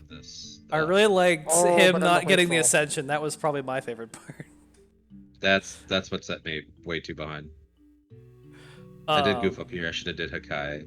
And I think you were gonna negate my life healing. I was so spooked that like I was mad enough that I didn't that you had the Huitzel that had the shield, and I was like, damn, that's gonna ruin it. I wasn't even thinking about like did he ascend properly. Way too much. And then this was Because the damage would have prevented the second hit from the Pyrobat. Would have only got one hit off. yeah, I was like, once I did that, I was like, oh shit, was that smart to do? Because I saw the math on that, and I was like, oh no, he's gonna live through that. And I mean, at the end of the day, I made you waste your hero art, not waste it, but made you spend it. Hero art. What? You cut out there. It was my panic hero art. The obvious panic hero art. Hey man, you gotta panic for Kari, man. You gotta keep her alive. I don't blame you. I would really like if I could keep to the streak of hell shit happening after the tournament games. You just put your life on do not disturb, dude. Everyone can do it. Smile. Good feels when you clutch that win with dive bomb. Ooh. It's Yeah. like there's no hero art that directly hits a hero yet, but that's the closest you get. Dog scooting across the carpet, dude. That's what dive bomb is. Lock myself in the basement. Well, we had Thirsty in the garage, dude. Fucking garage dweller, dude. And that for missing that ascension. Probably wasn't God though, damn but There was some lag on a couple players, which I mean, we can blame them all we want, but at the same time they have their own set of not errors, but problems that arise from that. So it's yeah, bad they for go both. ways. Goes both ways. So GP stuff, because. Well, I guess, wait. EXGP, real quick, because we know what the next EXGP is. Did anyone look at that? Yes. That's not. 200% MP and Singleton. Yes. Ooh. Highlander. They say Highlander. Is that an actual term, or are they just... It is, which I'm really surprised Oh. because that is something that you would only know if you knew Highlander in English. That is like something carved in like Magic the Gathering. So for me, that was a surprise to see that. And shout outs to them. I think Highlander is a great name for the format. I agree. So for everybody that's in the chat, you know, Highlander, Singleton, they're synonymous. It means that you can only have one copy of a card in your deck, It's a legendary. but 30 times. So you could have like 30 cards, but they all have to be like 1X's. So All you I can't need is have like one Sigma and one Malice. All I need is one V. that is nasty. Sigma, ooh. Sigma. Oh wait. Can we make Cami Ouroboros work here? Really hard. How many one-cost unique actions are there? This is true. Not enough. Not Lot of enough green to that be. Wesker can't use. Can't use leet. Need a Can't target use for leet defensive stance. for some reason. Which, Pisses me yeah. off. Why does it need a target? I didn't think about it until you said something, but then I was like, yeah, you're right. That is kind of fucked up. I never noticed it until I started playing Charge Shot X, where it's like, well, I just need a cycle. Just okay, cool. Yeah, dude, Highlander, there can only be one. Last time they had this 200% MP thing, I feel like, what happened? Oh yeah, Denjin. Even before Denjin had many tools. But now Denjin has a billion tools. Well, if you can only run one of them, it's not as bad. Yeah.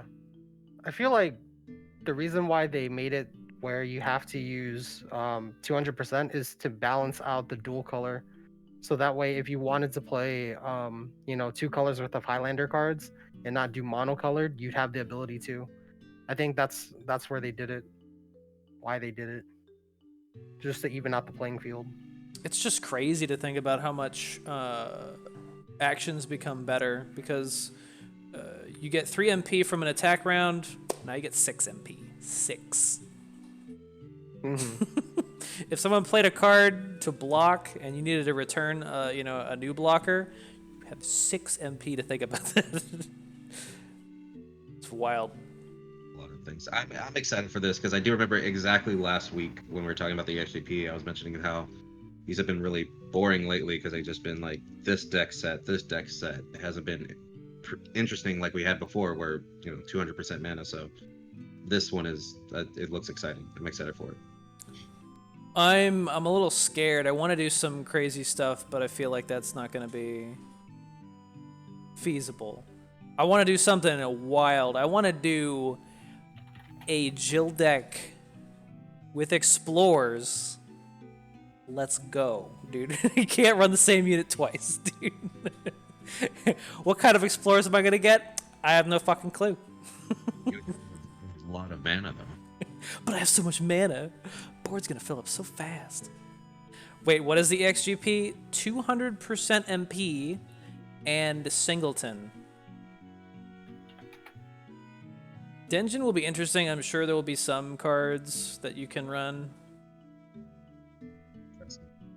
I'm working on one right now. Really? Oh my god. Can't tell you how excited I am 3-color about this. Explorer? Whoa. God, imagine having to play a unit during every half attack round. No. Dude, run one of every Explorer and then put Genesis on it, dude. Yaw, dude. I don't even know what I'm gonna get. I have to say, I think Black will be powerful. Revenge. And then you could use the excess mana to start blowing up units. That's not bad. Rush through deck for Sigma shenanigans. That's a good point, too. Yeah, I imagine it wouldn't be too hard to get the 11 with Revenge. I mean, obviously you're not going to be using the optimal Revenge, but you'll find something to fit in those places. Oh, look at this part, dude. What the hell am I supposed to do about this? There's one unit on the field. Doesn't matter if it has a shield and 9 HP. Denjin is dead. Look, it survived. They killed the unit. Look, you spent 1 MP to kill that. to negate my Or that's Eve. That's rough, man. It's rough life. No. So this I felt really bad. You got hit with bit twice in a row. I don't think it was super bad. It wasn't like it was like super close, right? I think he got me pretty bad. Just because he seemed like he had absolutely everything That because he was who thwarted by Lucia, and he had like absolutely everything. It was a different deck. It was like nerd, black red, right? He's like, yeah, dude, I never leave my house without my two fucking damage cards and liberating slash. He was fucking ready, and that's the reason why I fucking hate Lucia, man. Had everything. Although I shouldn't have, what do you call it? I shouldn't have shielded the massacre. I wouldn't have killed her. Boo. Hate myself. We're moving on. All right. Just kidding. Ironically saying all you had to do there was not that. Yeah, in chat. Yeah, mallet through. Yeah. Wow, can't believe he did that. Yeah. I blink. Oh, dude, we got Ninja Nom. What's going on, dude? I saw all the things you said about me. Just kidding, no. Was some awesome commentary between Ninja Nam and Broken Fear, so shout outs to both of them. About how great you guys were at commentating, and then how much better you were. Yeah, this situation right here sucked my ass, dude. It was terrible. Here it is. It was just like 7 HP on bit. What can you do? I'd have to wait for him to finish. So I was like, doesn't matter. It doesn't matter what I do. Oh man. It kind of complements the way you play against Engine normally, is that you just get that stuff out there as fast as possible to stop him, to kill him. So it's rough whenever you get your opponent to respect you enough to just play a unit whenever they have mana, whenever they think that you want to like bait them into doing something, and it's just like, oh, well, I'm gonna put this down. Now what are you gonna do about it? So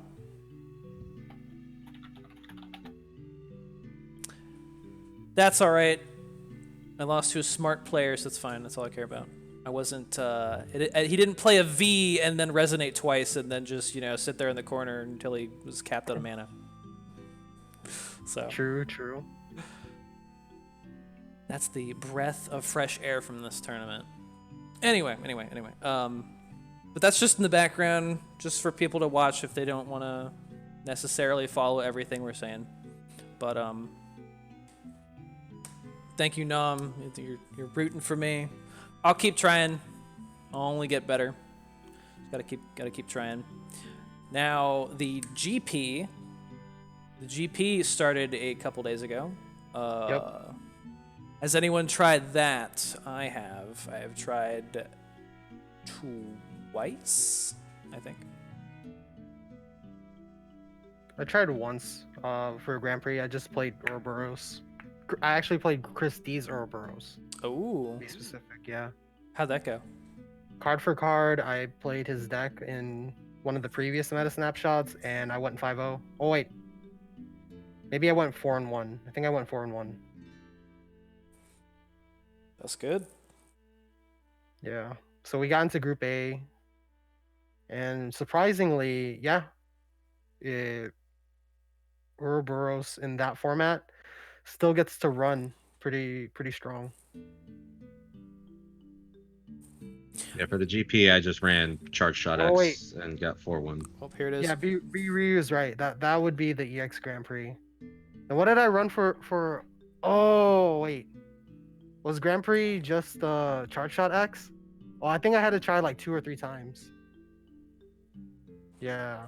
Yo, Secret got 4-1 with Jill. I tried a couple times. I went 3-2, and it was close on one of the matches I lost, and it was just like it's teasing me. But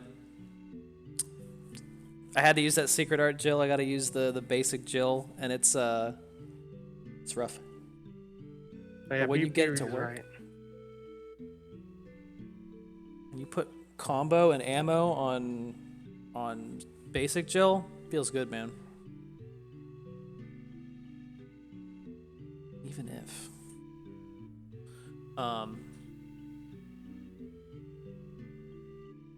So what do we feel is going to be strong in this GP?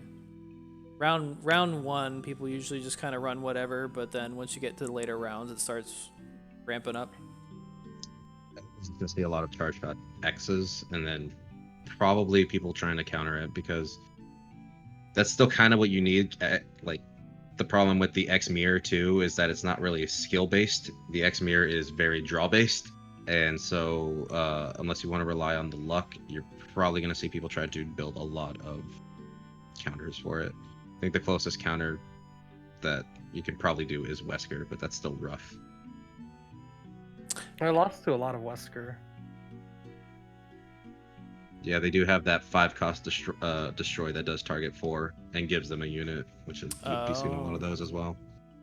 DD Wesker. Oh yeah, that messed me up. That card messed me up. I was actually pretty salty. Yeah, I'm planning on creating a deck for it too. Like, obviously, I love Charge Shot X, but I don't want to roll that dice every time in the mirror. So I'll probably be trying. I do want to come up with a Wesker. I think he has like dual cross blades might be a good card to pair with that one that gives you that zombie for free, anyways. That's the one where it destroys one of your units and it destroys one of their 4-cost units. That card was used against me, and it was pretty good. I actually rolled the dice, and I used Hakai, and it shot down their unit, and I was just like, yes, eat it. Oh yeah, I won the 50-50 die roll. When I found out Hake and Shattered Horn were still allowed in this GP, I was like, dude, Ooh. SMH, dude, I'm fucking, I'm already done, dude. Yeah. So bad.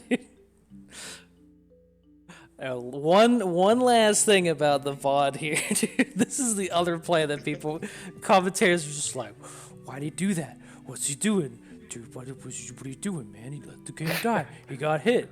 He's dead now. Like, look at these lines, and the Zambo was gonna hit first. I wanted to eat the hit with Zambo and then switch lanes. So, I admit I played the chain too early. I wanted to kill the Zambo, and then fucking hit one of them, and then have Lucia tag, and then kill the other one. And I was like, I didn't kill the zombie. Zombie's going first. If I switch lane, I die. If I don't switch lane, I die. And I'm like, all right, well. I'm like, why did you do That was like a frame perfect moment that you had to catch that was like really impossible. And look, his lines hung there, dude. That's bullshit, dude. The lines were so close, and I was like, what do I do? That's all right. Because if you did use Inbred and she went up top, there's a chance that the splash out. Yeah, that thing sucked. I think you were fucked either way. At that Yeah, I do love like trying to salvage those moments. One thing I do is, unless it is absolutely impossible, I don't like to surrender. Unless I look at their board and it's like full of like, if it's like I'm fighting Charge Shot X, where it's like, now I have 3 units and they have 15 attack and 20 HP, and every time I resonate they get 3 attack and 5 HP. So I'm gonna keep No, I'm done. I'm out. You won, but otherwise I'll fight. I'll fight to the end. It was just so accurate. It's some of those matchups, and I don't know. Do we think it's gonna get worse next card set? Is it gonna be even more polarized? Next card set, I don't know. I did end up accepting your fate after, anyways. It stinks. Yeah, we don't know anything about the next card set, but it's close-ish, maybe, unless there's huge delays. It'll be. I mean, if it gets delayed a couple weeks, that's fine. If it gets delayed a whole like month, if they just extend the whole thing and have another season, yikes! That'll be rough. That's gonna be like. It'll be the first season where that happens. And a lot of people are they're having little hiccups right now. They're getting a little tired. And we talked about that for the last few podcasts. Just everything we keep ramping things up, but the way to make a card stronger makes it harder to deal with. So how do you beat that? You have something that can beat that and make it's even more harder to deal with, okay? It just creates bigger and bigger problems. So People have every right to feel a little burnt out, but I think we're at a good spot to get burnt out. We still have all those fresh games that came out a couple weeks ago, so I feel like now's a kind of a good time to take a little break Mm-hmm. until we get some news, and then you can get hype again. But we got the invitational tournament. We got events to kind of help us get there, which is cool. Yeah. Actually, there is one thing that's going on in the TEPPEN Discord that not a lot of people know about, and I think this would be the opportune time to like talk about it if that's Go ahead. cool with everyone. Yeah, so in the TEPPEN Discord, TEPPEN community, if you're not in there, it is. Let me put in the link. I'm gonna assume that most of you guys are in there. It's a great server. You know, community's there, all fun. But in any case, once you join there at the top, there is going to be the tournament announcements channel, which hasn't been used a whole lot as it used to be used. But I do have my friend Riceball in there, and I'm trying to have him, you know, help me set up and run these tournaments during like the whole pandemic thing. And for what I was telling Riceball, I said, you know, it's okay if we start out slow, but I think we should be doing this like every week to see if it gains traction. And so on April 15th, we had a tournament sign up for the tournament that's going to happen in like 2 days.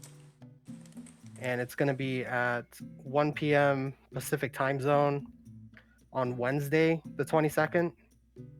And you can sign up on Smash GG.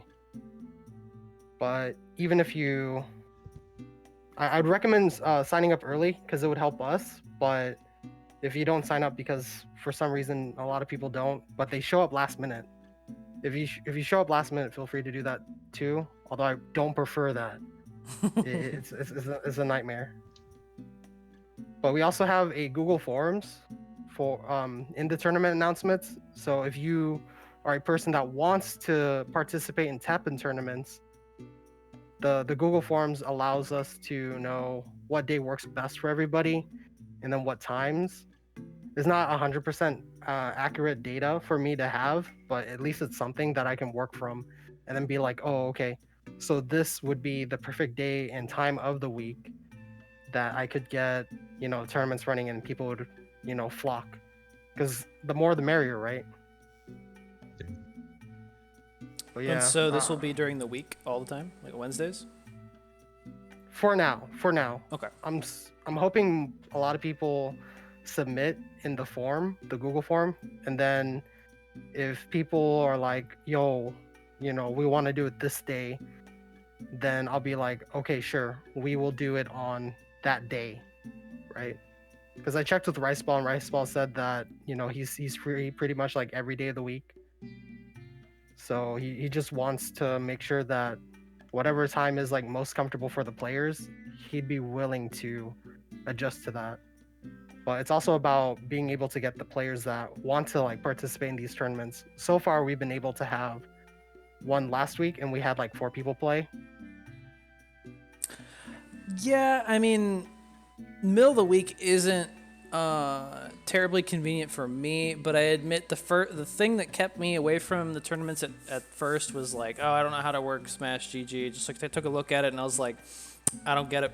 But I believe you actually have a tutorial like guide on there how to sign up with all that. And once I did that, it was easy.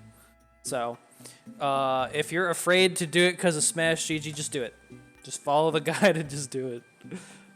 Let me go and find that guide again and throw it in there. And if you're afraid of that, of like tournaments and all that, just play it. You know, this isn't even really being streamed, right? You don't have to stream it, so I think you would be good to just, you know, just think of it as you're playing any other TEPPEN matches, but you're doing it in a tournament format and getting some of that tournament experience. Yeah, there's nothing to lose, nothing to gain. Just your pride. Just your pride. That's all. Just this was this spike launcher is this 12. Yeah, it sucks my ass, dude. 12 HP maximum value. Kill me. Um, Yeah, because I was about to say it's like, oh, it's sign up for this, but I have work at the time, and I realized, wait, I don't have to stream this and just play my matches off on the side. So I'm now signed up.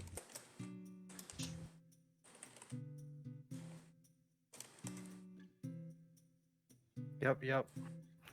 And the thing is, like, if we don't have enough people for Smash GG, I told Rice Ball to just like run it off like pen and paper. So we would use like challenge for the brackets, and then we would just do it from pen and paper instead of using Smash GG. It's been a while since I've ran a tournament with Smash GG. I think the last person to run it was like Fatty Power, and they were saying that Smash GG wasn't being user friendly. So we try to work with what we got, but it's mostly making sure that we have the people that want to do it, and then we'll just work from that, and we'll try to like help them out. it would be interesting to do like a survey to figure out like how people feel about tournaments. Mm-hmm. To figure out like what's the common issue, because I feel like maybe a combination of like a tournament, I'm nervous, and oh, I didn't know, and it's a bad time. There's like a bunch of different factors, but it would be interesting to get a better idea of why signups are kind of low. Yeah, I've been hearing like a lot of different factors where tournaments or signups could be like intimidating for players. So just trying to like figure out what is the best formula for players, but also for practicality is kind of like the hurdle here. It's all good. We can take it one step at a time, figure it out. Let's see. Anything else on that topic? Should we move on? Not really.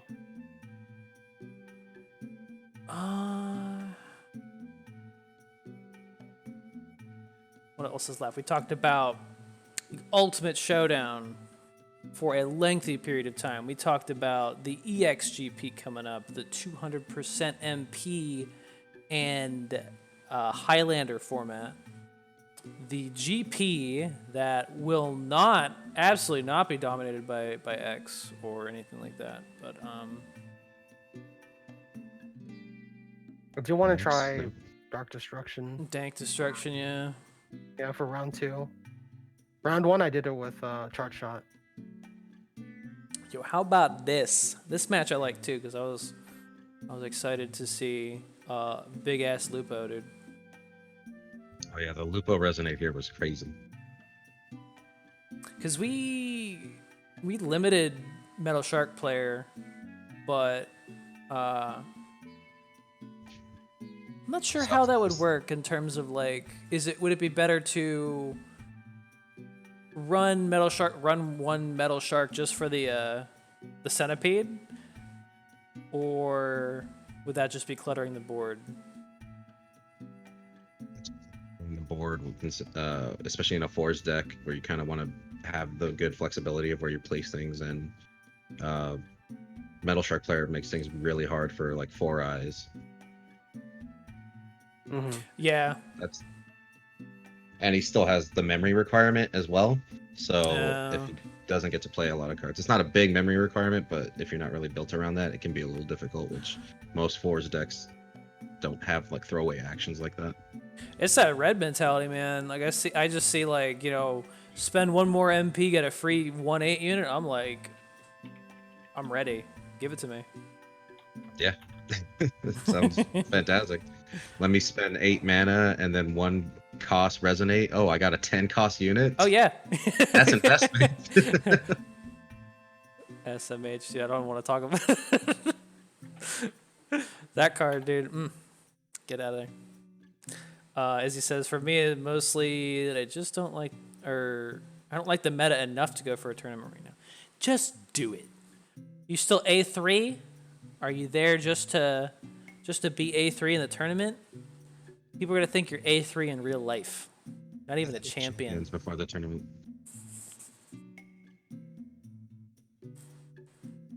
I was under the impression that he raised all the way to champions using the tournament decks. Whoa.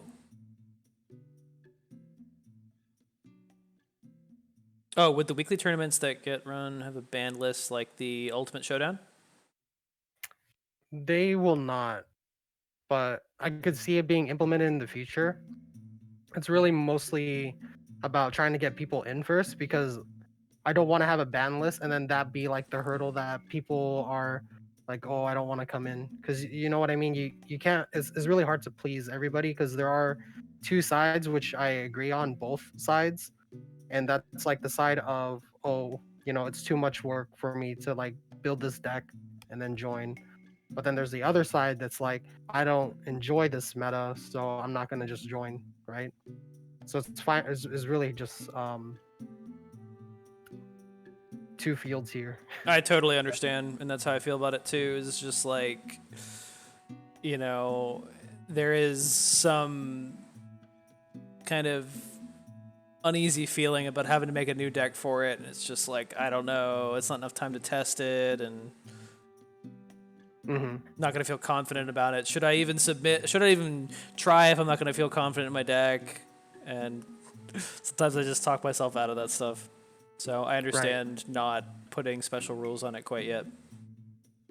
Yeah, that sounds like a nightmare to keep track of as the organizer of all the decks and making sure all the cards. I mean, even with this one where we were all kind of on top of it, we missed some stuff here and there. I was gonna say we fucking missed one.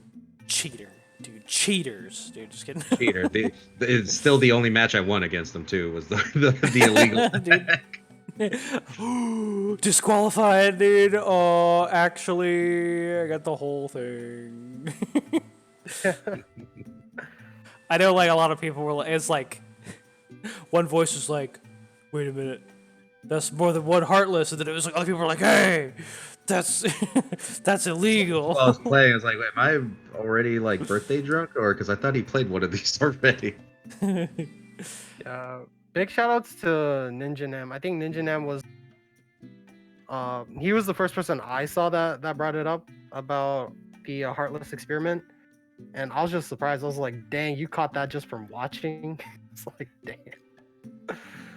So I know, yeah. like Chop was like, yeah, but he's not allowed to use the deck again. And after the other two matches, should have let him use the deck again. I could beat that one.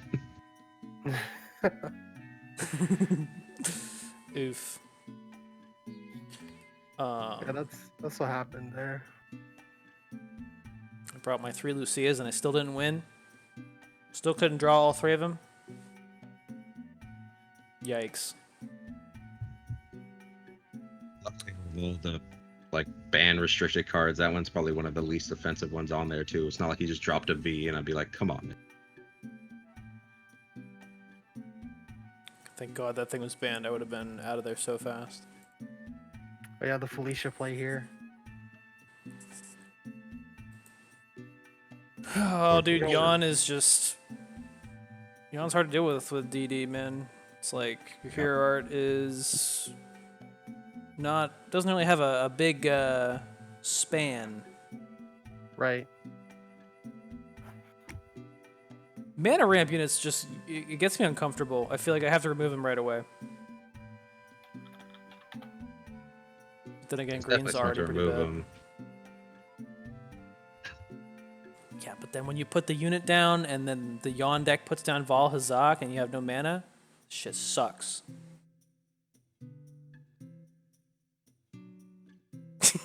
No one even called me. No one even said anything about it. Everyone's just watching. For Chris, this match is terrible for him. Like, not that he played it well. It's just sometimes they have the things and you do not. I didn't really think about it then, but I probably would have been more afraid of them having a what do you call it? Having an evasive. He wasn't. Oh yeah. I think he was running any evasives. Well, I'm just saying, like, Yawn, we pretty much saw a resurgence of Yawn as it was in the Force Seekers, which included 750 evasives. You'll never have a card with stats in this country ever again. Also, that play right there, he went to go DD it, and immediately just like, oh shit. It's like he could feel the Dark Destruction coming in, and he was like, no.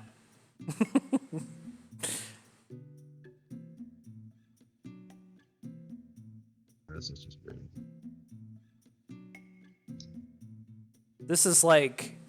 This is like playing split screen GoldenEye on the N64 with your friend, and your friend looks where you are, and they know exactly what to do. QQ was looking right at Chris's fucking hand. Saw that DD icon moving, and he was like, not having any of it.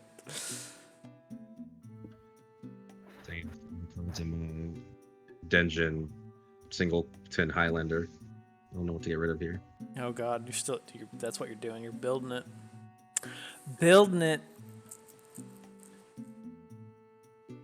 Yeah, seeing all 3 Huitzels here was just kind of. Oh my god, it was just the biggest middle finger to DD Wesker is just like, hey, look, look at all these massive units that you can't do anything about.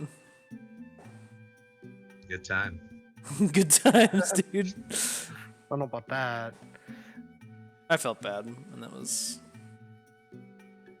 especially the one they tried to snipe before it ascended. That was rough. Let's see. That might be it. That might be all the new content.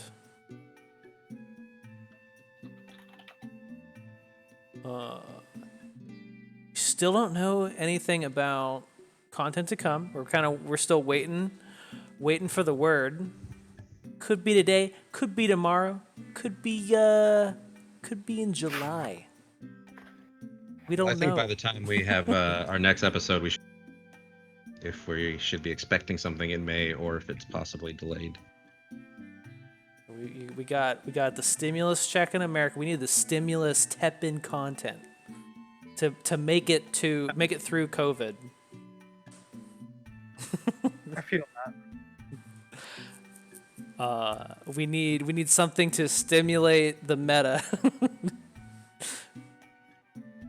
We do. Because if they tell us one more month of 0, dude, I'm gonna be in some dire straits, dude. Yeah, that's actually a really interesting thought too. Is like, I actually don't want to get into it, which is like thinking about the possibility of next month being a time period where we don't have a new expansion. I don't want to get into it because it's like all speculation. But yeah, we'll deal with it when it comes. I think is how I want to approach it. The perfect opportunity for what do you call it? I think if they had to get by with like minimal content, they could do balance changes and be like, yeah, we'll fix it later. Maybe even like you'll fix it in a month while we get people back in the offices. But bruh, if they did balance changes and no new card set, that would be amazing. That would actually, I think, be better for people to come back instead of just like releasing a new card set, to be honest. yeah, and I hope you guys don't mind talking about this as like kind of like an optimistic sort of speculation sort of thing. Like what could happen in a good way. Yeah, I like what you I like this topic discussion for sure. Yeah, so like it might not be as much content to say like, oh, let's just roll out some balance changes, but I think that would be enough that people would be like, okay, I'm all right with that, and be able to play again without. I mean, sweeping balance changes. I honestly think they could do that shit and then be like, call it next pack, done. Do huge changes, and even if they have to revert some of them, I mean, I'm sorry, we mentioned this before about shaking up the game too much, but I feel like if they were to like change something huge and then be like, okay, well that was too harsh, change it back. Just for a month, you know. Also, my failed friggin' growth there. No. That was sad that you just didn't hold the unit there and hover. Or did What? you let you go? saying? Did you let go? What did I do? Oh, So yeah, that's right. You had him hovered there, and then it looked like the action phase started, and you let go. I was thinking you should just hold it there, right, and then wait for the time to go out, so he'd already be there. it looks like the first swipe didn't go through either, which is very common in Teppen, where you try to Yep. swipe and then it like falls. I think my finger went just past the cell and it just did not work. So I had to try it again. It didn't. Well, I mean, Yeah. I think what was going through my head at the time was I realized how close it was. Like I said, I thought I still had the eye, and I didn't. So Oh yeah. I was like, oh shit, this is gonna be really close. So I kind of accepted it, and then I was like, well, I don't really have a choice. I have to. So I decided to pick the card back up and go. But yeah, I should have just what do you call it? Kept it. But it's tough, man. Sometimes you like. I feel like I only had a couple frames to do that. If I had hovered, I would have had a much better chance. But Beltway was too much, and they didn't take it back. No. I'm gonna say, in my opinion, no. Beltway sucks. If he dies, he dies. He'd keep the 3 MP bounce, but revert the stat changes. I think would be very fair. I don't know why he got hit so hard for both of those. Oh, the stats? Yeah, it's unnecessary. But the bounce? Get this shit out of my face, dude. Card is aggravating. Imagine having 6 demonic intimidations and 3 of them are unreactable. There were just some games I played where it was like, nope, I can't play cards. I didn't have like a high roll to start out with. Yeah. Cards and abilities that you can't react to are some of my favorite in this game. Because you see how like salty it makes people. I don't know. It's just like it's such a satisfying feeling when you drop a Leon, and then it kills them, and they just didn't expect it. So yeah. Okay. The salt comes from that, and I guess like it feeds me. No, I mean I understand the Leon part because you build up to that. You're playing actions to build up a certain counter. I like that. That's why I like Dimitri. That's why I like Nero. That's why I like Jill. You have to build up to it. But playing a 4-mana unit, I don't really think that constitutes building up. Oh yeah, I see what you mean. So building up to Beltway, I don't know about that. Secret says if you increase Rakoha to 20 to 22 and charge shot to 20 to 22, a lot of people will be happy. I won't be happy until Rakoha is fucking 22. Sink it. Sink it. I don't want to see it no more. But I feel like that's just going to make people jump over to Fade, and Fade's going to be pretty good. Yeah, Fade's not bad. It's like perfect mid-range. Mallet defending X-Hunters. X-Hunters would not be as prevalent if you could actually counter it. And I feel bad for black players that have a bunch of counters, but not allowed to play them. You try to play it, oh, you just lost 7 MP. Why? Because you tried. That's right. Mavericks. It was your fault. Yeah, it's basically you're losing it for trying. And all they have to do is hold on to a 2-mana card. They don't have to save the mana for it. It's not like, oh shit, when I play against a purple player, I know I have a legendary and I must have a rescuers or else it's going to be super hairy. And they don't have to do that for anything. They don't have to be ready for anything. They have to be like, oh, my brainwash, I better take a negate. Well, you have a ton of those, so it's okay. Gotta invest 15 cards for X-Hunters. All these actions. I'm sorry, I'm acting like it's my stream now. Where I just mock fucking 0 and X-Hunters. I'm sorry. It's all good. It does feel satisfying to beat X-Hunters. I did beat a non-buffed X-Hunters with my GP Jill deck to see basic Jill take out a fucking X-Hunters, and I was like, yay! She did it! It was pretty good. But yikes. Dude, no, it was basic Jill. I gave her a gun and gave her combo. She's off to the races. She's not taking shit, dude. Claire helps too. I think I killed the fatty with Claire.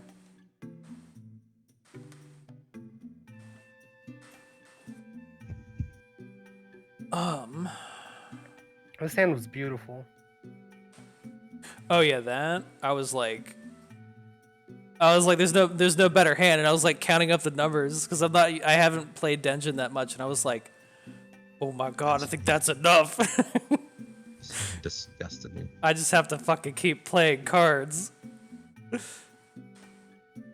And I felt so good about this, and then have QQ later be like, yeah, I fucked up. No, man, just let me have this.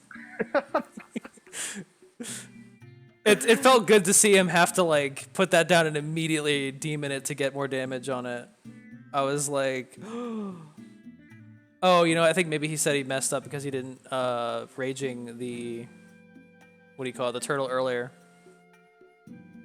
Yeah, I remember him saying that. And I was like, yo, I just need 3 MP, so if he wants to play something, I can play another head shirt. Yeah, you played it perfectly here. Thank you. I gotta take the wins where I can get them. I think it's the one time I actually won against him, so yeah, I'll take that.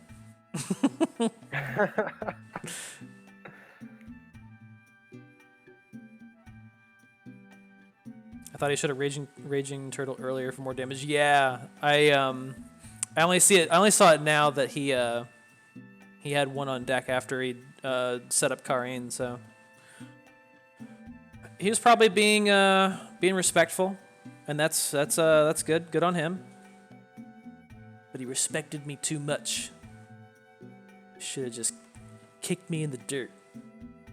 That's when you got like a crap ton of things to think about in the middle of a match. Sometimes you miss the most obvious thing to do. Yeah, and I'm a perfect example of second guessing yourself and throwing everything away. It happens. Oh, then we had the mirror match. Oh my god. Well, sort of the mirror match. Because this was Dive Bomb versus Launch. And both Nargs have like this hand up, like they're about to like shake hands. But they can't because COVID. Yeah, not to pick me up. Never mind, you got it.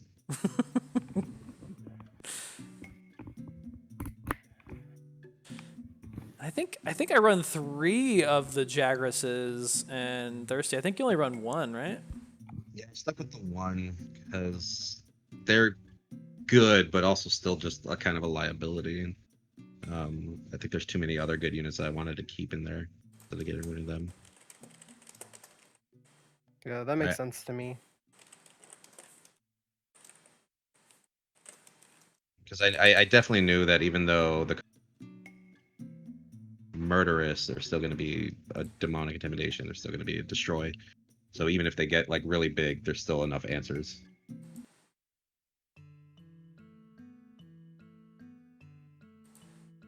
Those lizards are I feel like in that set they had turtle and they had Jagras. They're like, well, we gave something that benefits like on death.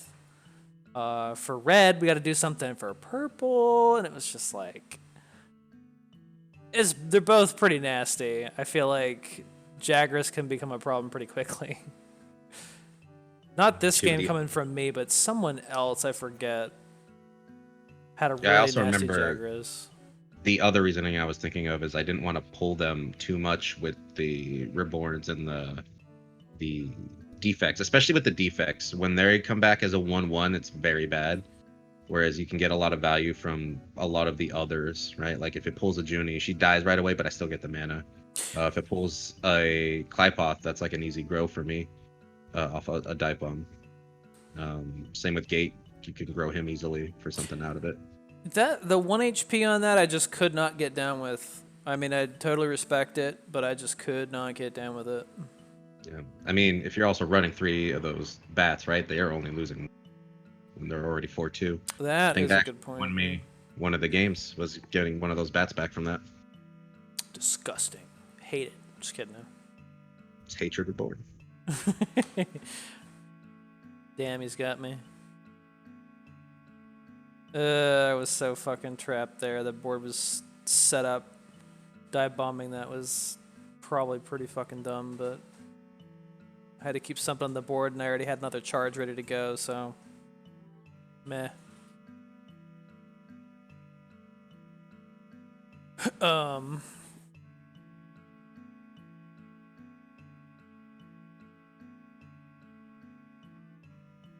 I guess that's all the news we have. We're just kind of bring up stuff on the VOD when we see it, but it's a quiet week. Not too much popped up. If you haven't watched it, I mean, you're watching it here now, but I highly recommend just watching VOD so you can get the wonderful commentary. Oh, the commentary is great. Yeah, which we'll get into the chat again. Commentary is great when I'm winning. When I'm losing, don't worry about it. Don't just mute it. Oh, Iowa, I do have a question for you actually. Why was Team Joe's the only name in? You cut out there. Team Joe's the only one in pink? Yeah. Why am I cutting out so much? You know what? I'm not. Because swear Okay. filter, dude. So I couldn't do white because the white clashed with the lava, and I couldn't do black because it clashed with X's leg. Oh, okay. So then I was like, pink. But then I thought to myself later, I was like, wait, I could have done white and then just put like a black fade in the back. Mm-hmm. Or you can outline it. Yes. Which I don't know how to do the outline. Oh, you just like typing it out directly in OBS? Yes. No. Actually, these graphics are pre-made. Okay. Mm-hmm. Oh yeah, but you were able to correct the mistakes really quickly. I was impressed by that. Yeah. Like, it's just like the graphics went up and people were like, "He's running this, not that, and then like it felt like in like 30 seconds they were like corrected, and I was like, "Damn, that was fast." Oh, actually, while I was watching the VOD yesterday on the TV, I noticed something. I didn't send it yesterday, but I'm sending the EX podcast. My hero art for my X deck. Oh yeah. Yeah. It's fixed now. Fixed. Yeah. Just like, all right, mono green Rakoha.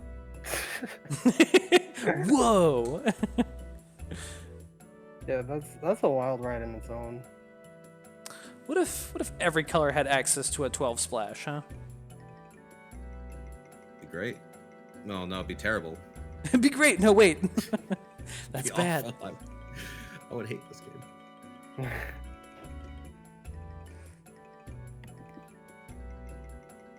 Oh man, I was so scared of all these conspirator speeches. This was one of the most intense matches for me. There's even a couple of times when the boards explode that it took me a long time to realize why the boards were exploding. I think the commentators and me personally love conspirator speech, like seeing it in game and in action, and getting all that value. So those are one of the cards that we are seeing in this format that is just very fun. I still got that clip of me taking down an X with like, they had like this big ass board, and I was like, oh shit, I'm probably done. And I was like, wait, I got this. We had like 12 health exactly, and I had 3 conspirator speeches, and I was like, I'm gonna put these all in one unit. Got noodles, and I was like, get them out of here. Noodles. It's a really good feeling. Oh, you mean like that board exploding like that? Call that unit back. Yeah, that one was one of the crazy ones for sure. There were so many board explosions in this match. See, that situation right there is so rough to deal with because it's like you if you kill Antonora, it's that damage 50-50. No, it's going onto the It's going on to the tyrant every time. I had a ton of that damage going to the wrong unit on that, but it still worked out. I love dive bomb on Antinora just to like spread out a bunch of damage, but like sometimes you just lose the 50-50. You don't get as much out of it, and it feels bad, man. Yeah, so one of the board wipes that did happen in this match that I had to rewatch to understand what happened was the Hell Antinora's killed the unit in front of it, which triggered the turtle, which hit the Hell Antinora, which triggered another damage, which blew up the whole board. Oh, is that when there were like 6 units and then all of a sudden there were just 1? Yes. Yeah, it was like, okay. God, like that right there. That I got extremely lucky there. Oh my god, yeah. People were talking about that during the tourney too. Does conspirator speech get affected by Denjin? If it did, holy shit, get in the car. That would be so destructive. Glad it doesn't. Someone did point out, and I hope one day to ever have this moment happen, is that it is life sacrifice. So it can go through Devil Trigger. Oh, interesting. And I'm wondering if probably could go through Monstrous Virus, because I don't think Monstrous Virus protects you from life sacrifice. I think it does. I think it does too. Yeah. Does it? Mm-hmm. Okay. And that's why it's purple only. It would be ridiculous if it was. Listen, I'm gonna put this on. Well,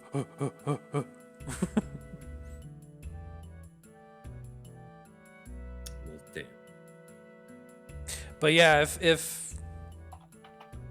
that's one of those things. If you could use conspirator speech more like freely, oh my god. That's the only thing keeping it from being even more. But oh my god, another board blowing up like that. There's so many Hell Antinora board explosions. I didn't put it in mine just because I've had too many instances where it just did not help me. It was like I needed to clear the board, and it's like, nah, bro, I'm hitting the unit you're already killing. It's like, all right, I love you It too. sucks. It sucks, but I brought it because I knew there'd be at least some yawns, and it's just super good against the mana batteries early on. And it just, even if it does hit the unit, right, you're still guaranteeing like kills. If you dive bomb a Hell Antinora, it's killing that Witzel while surviving. Even if you get the bad 50-50. Fair enough. And it also just is an immediate, I gotta find a way to take care of this thing because I can't chip at it. It needs to die in one go. Now, were you thinking of that chemistry when you built the deck, or did it just happen to work out that way? Well, it was already in the deck, the original one that we got from Kobe. Yeah. And so, obviously, looking at it, it's like, well, what do I want to take out? What do I want to put in? Yeah, I that's what I was thinking of for keeping it in. It's too versatile to take out. Ugh, dude, that fucking explosion also- factory, dude. It's also nice to have a unit that I know wouldn't muddy up the pool for hatred, because that's another thing I wouldn't want to draw with defect. But I know it can't be drawn from defect. Double dive bombed ant surviving with 1 health. Yikes. Yeah, hate to see it happen, in which case, everybody get out. Yeah, I've been wrong too many times with dive bombing Antinora and having it not,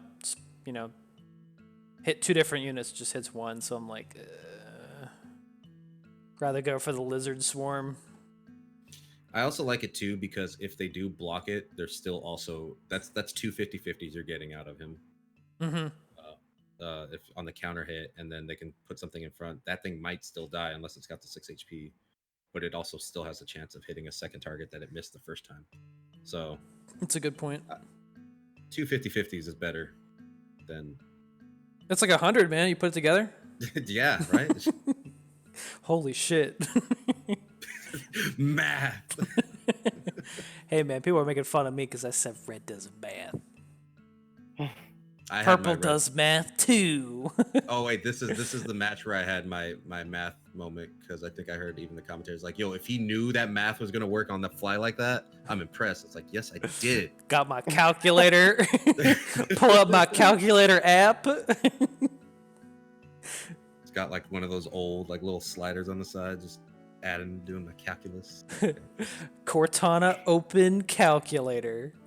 I have never been able to protect more Ashleys in my life than I did here in this match.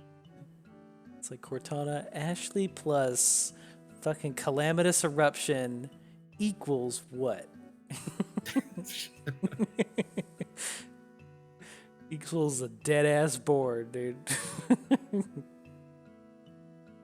I really wish they'd let you see when an action is Denjin, like the enemy's action. It's kind of awful that you don't. So yeah, if someone plays an eruption on you, you don't know if it's Denjin.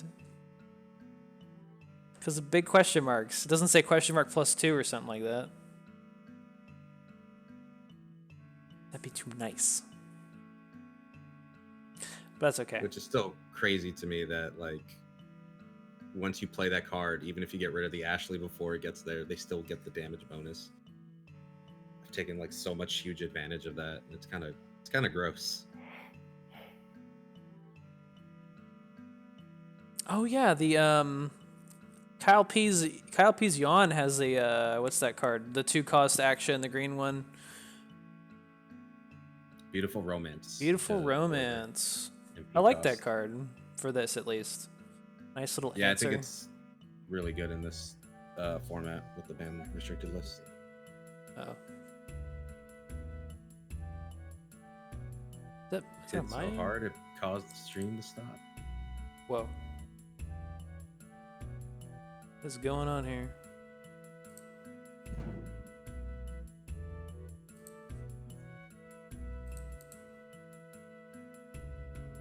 Something on my end, apparently. Damn. But that was the last match of the night. He lost, but he's rank 3. Smile. You can't lose.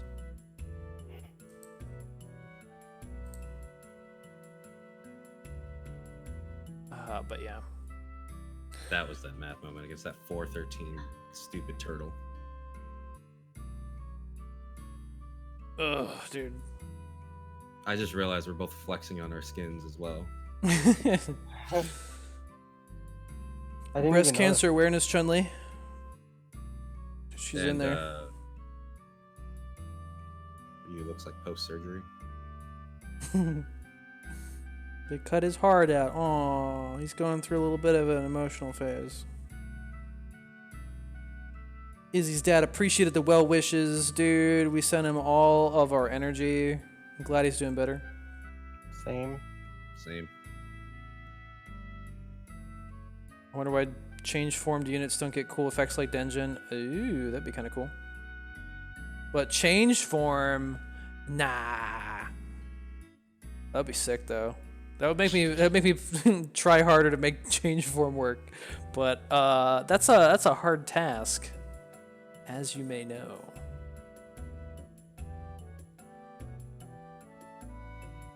I debated change form for this, dude. Why does this keep jumping? What is going on?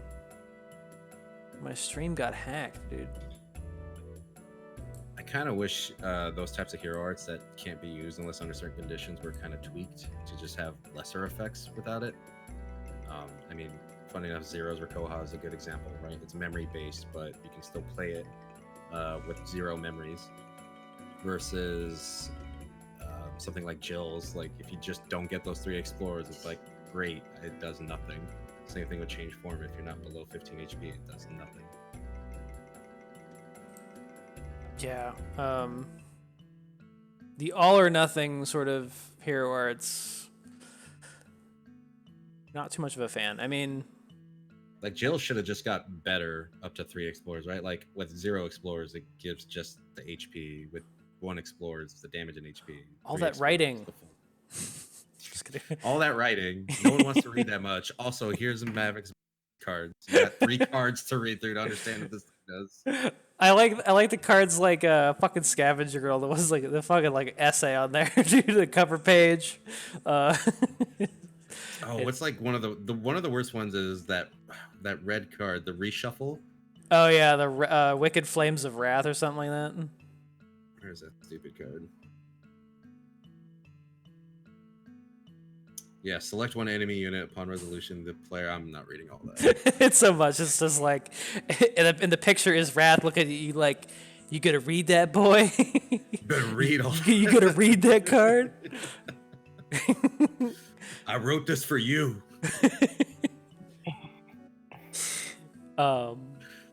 Scavenger, just fucking shield me. Just play a shield. Oh my god, James in the freeze frame. What is going on my stream? Like the counter at the bottom is still going. I need to refresh or something. Goodness. Now we're back to the start. Let's watch. Okay, we're good. Let's rewatch the whole thing. AA is meant to be high risk, high reward, but the reward ain't even high anymore. Yes and no. It's good. It's just the means to get there is too weak right now. Those 3 and 4 cost units are not too good, or at least the actions that they give generally sometimes not worth playing. I overflow my pocket now. I mean, when I play red green, I don't care. I'll lose explorers because I want to play Nero.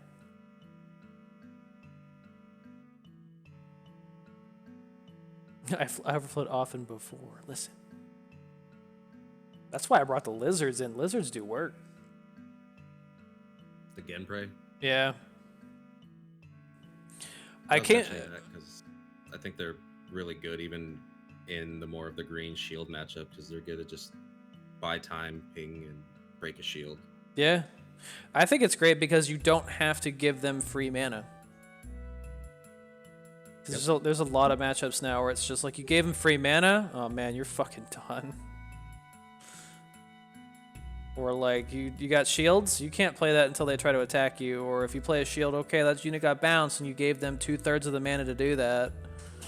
So you shouldn't have done that to begin with. Agreed. Yikes, dude. Brought the lizards because I was expecting Zambos. That's a good point.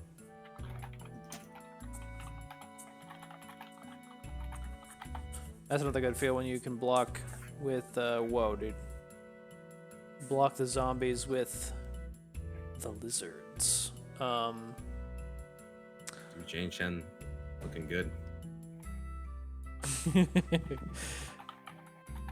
Dude, Axel transformation, dude, he's fine. Oh, I forgot to highlight that thing from our last podcast where I had like Iowa's, what do you call it? Avatar all zoomed in for his for the overlay. So when he actually showed up on his camera, it like shifted everything around. we got brainwashed. Dude, we got brainwashed. And the super zoom in, dude, it's great.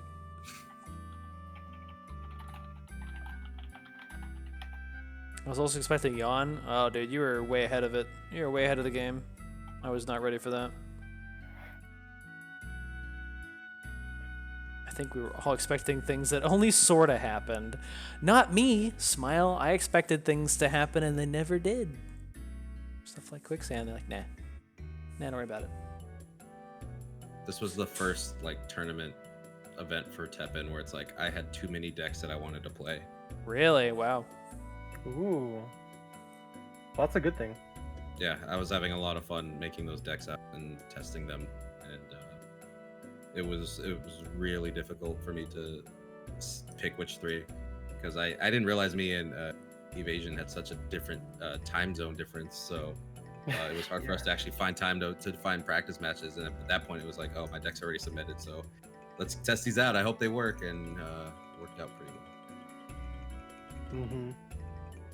But yeah, I had a Fade Growth deck. I had a Sura Senku green black deck. Oh, that sounds like the cancer. Yawn Don't play deck. it. Just don't. It's pretty rough in this format. He loses a lot actually. But still good. I don't know. Ashura Senku is one of those HAs I just don't like. Don't like to play against it. Just don't like it. Oh, it's annoying to play against for sure. That's why it's a pretty good one to play. That's why you should play it. Because people hate it.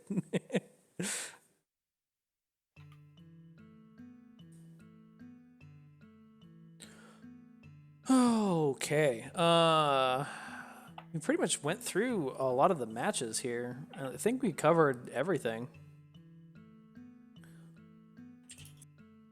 Is there anything else to talk about this week? Should we do viewer matches? Oh yeah, I'm down. You guys are down. Are the viewers down? Yeah, are the viewers down? We need some enthusiasm. So I don't have to play against Iowa's really weird Gaia armor decks. Oh yeah. I'm gonna eat this cat, dude. Yo, that was kind of sad. And you know what's funny? Nobody was coming in for a long time. I was like, Thirsty's totally gonna join this one. Oh. I saw it coming. I saw it coming. It was like Wanted hovering to see. X. Secret tech. And it was perfect too because I was hovering, picking X. So like this would be a perfect game to see me and Thirsty just fight it out. Oh my god, I'm gonna run fusion in this 200 MP Grand Prix. Victory would have been completely made a joke of the zombies deck. Maybe. Oh, definitely would. Maybe. Victory is very good, though it still has trouble against like the zombie Rakoha just because of that 12 flash damage, but that's usually the way to go.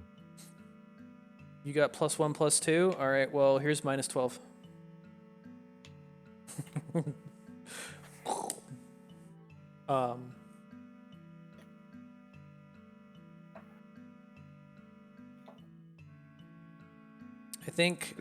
I think Secret is interested in a viewer match. Sure. If you I mean, wanna. another segment that we could do instead of like doing viewer matches is we could do deck tech, where somebody tech. could, like send us like a deck list and then we just look at it together. Yeah, that's cool. So instead of playing a game, we could, talk about TEPPEN decks. Unique.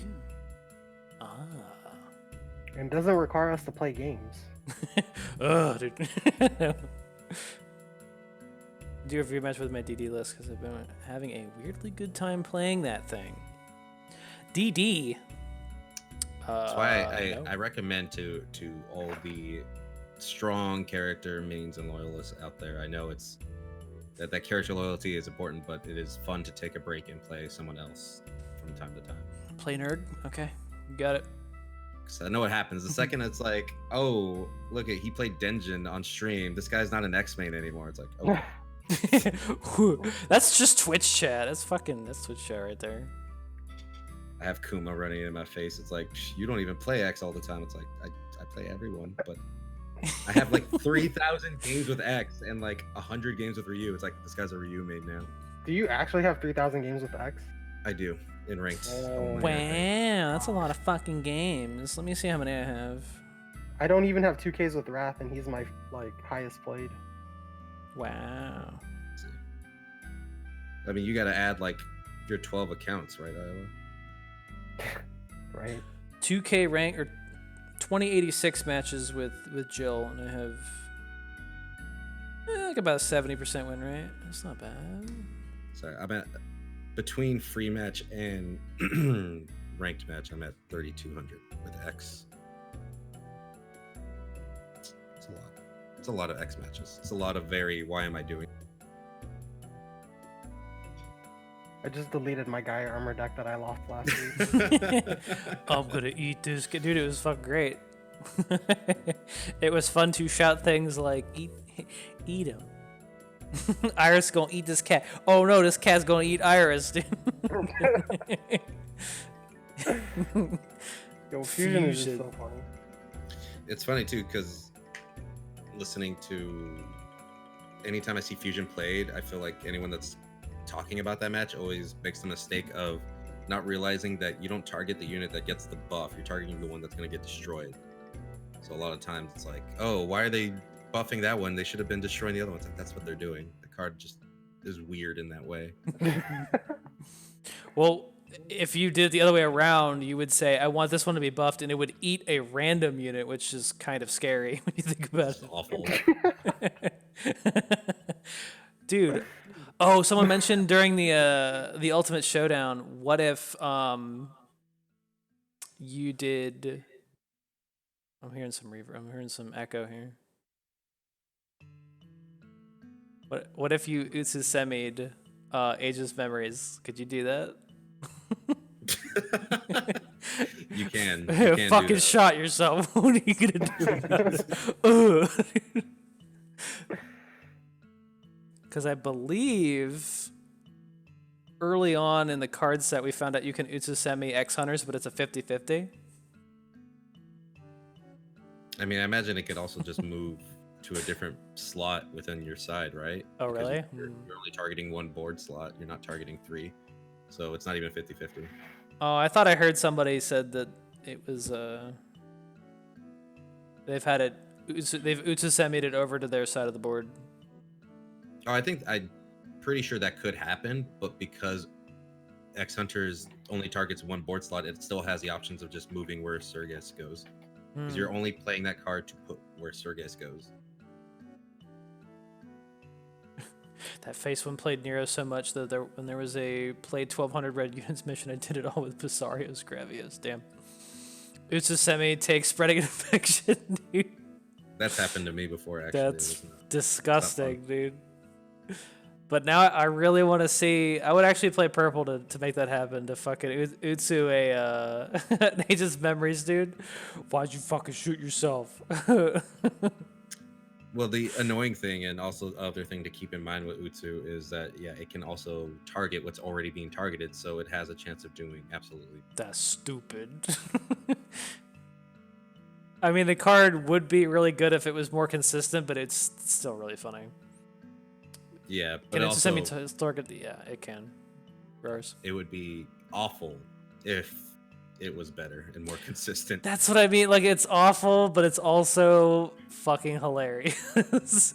It's basically brainwash on actions. It's how meme decks and meme cards kind of should be, right? Like when it works, it's the most dumbest thing in the world, and it probably won you a game, but it shouldn't be consistent. But with oh, I had someone Utsu Semi my fucking Dragon Lords at me. I'm like, all right, fuck this guy, dude. with the special animation, it just looks perfect. It's just like, dude. All right. Just open your own bag of Doritos, all the dust pops in your face. Oh no. You shook the 2-liter up too much, opened it up too fast.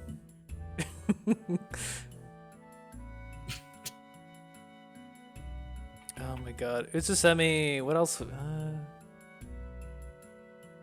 What other shenanigans could you have with that? If you got 2 purple heroes and you Utsu monsters virus, it just goes onto you, and it's like, wait, oh shit. I can't win this in 30 seconds. Maybe you could, dude. Maybe you could. Dumb Twitch question. How do we send pictures of the deck through the chat?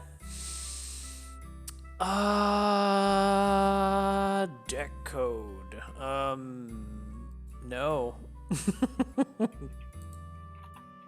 I would say put it on my Discord channel, but I'd have to disable everyone's cameras for a hot minute. But if you go to the Discord, that's Discord for my stream. There is a channel for EX podcast stuff. You can post the deck list there if you want. And I will keep that open. Oh my god, everyone's gone. There we go.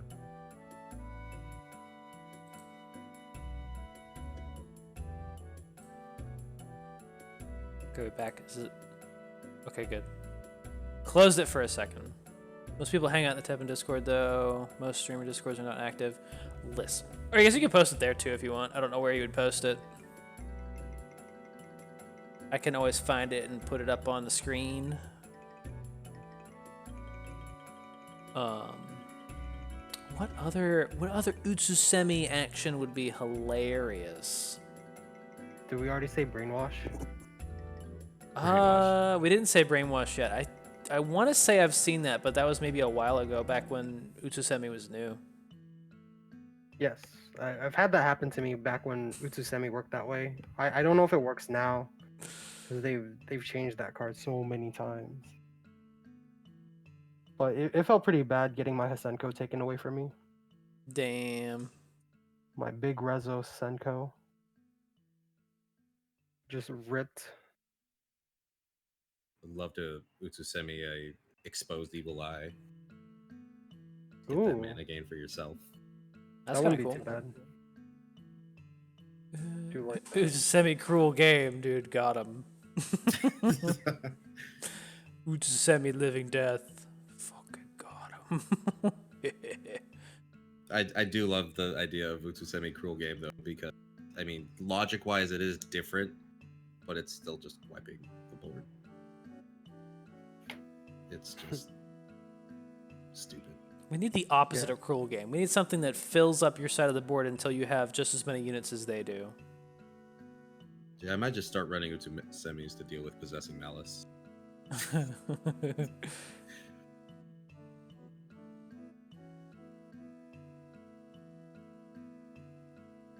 That's that card. It's nice. I do like playing the red black Genesis Jill. Ooh, here we go. I bring this up for your approval.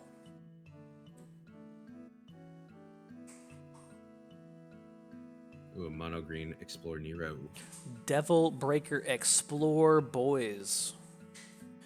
I already see Barry, and I'm thinking to myself, damn, if Barry's Explore counted as 2, it would be fucking busted. It would be great. 2 for 5, yo, I don't even care.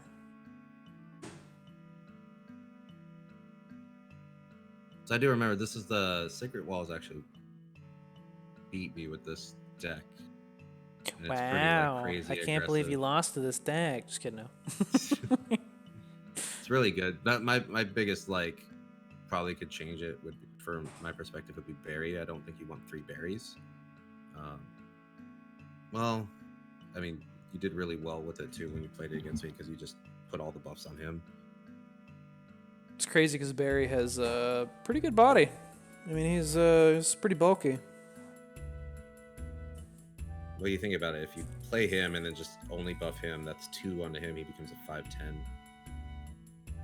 And it's all just to kind of keep building up lots of damage and big threats while you wait for the Neros. He's secretly a 7 cost. 5/10.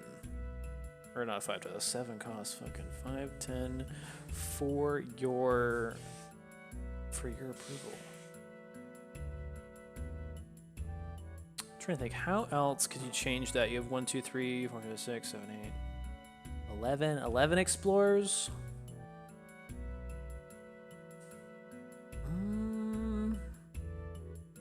the deck's kind of cool. I don't like Growth Nero in there though. That's not Growth Nero. That's Growth Nero at the end. Oh, Well, technically he's the Growth legend. Nero, Yeah. but there's like another Growth Nero. Yeah. I guess I should say I don't like Bad Nero. Damn. He is technically the worst Nero out of all of them, if you think about it. He absolutely is. For He's just way me, too slow. I don't know about having 6 shields. I don't know if that's entirely necessary. That too. I agree with that. I feel like they're quick actions, but you're gonna get down to the bottom of the deck pretty fast.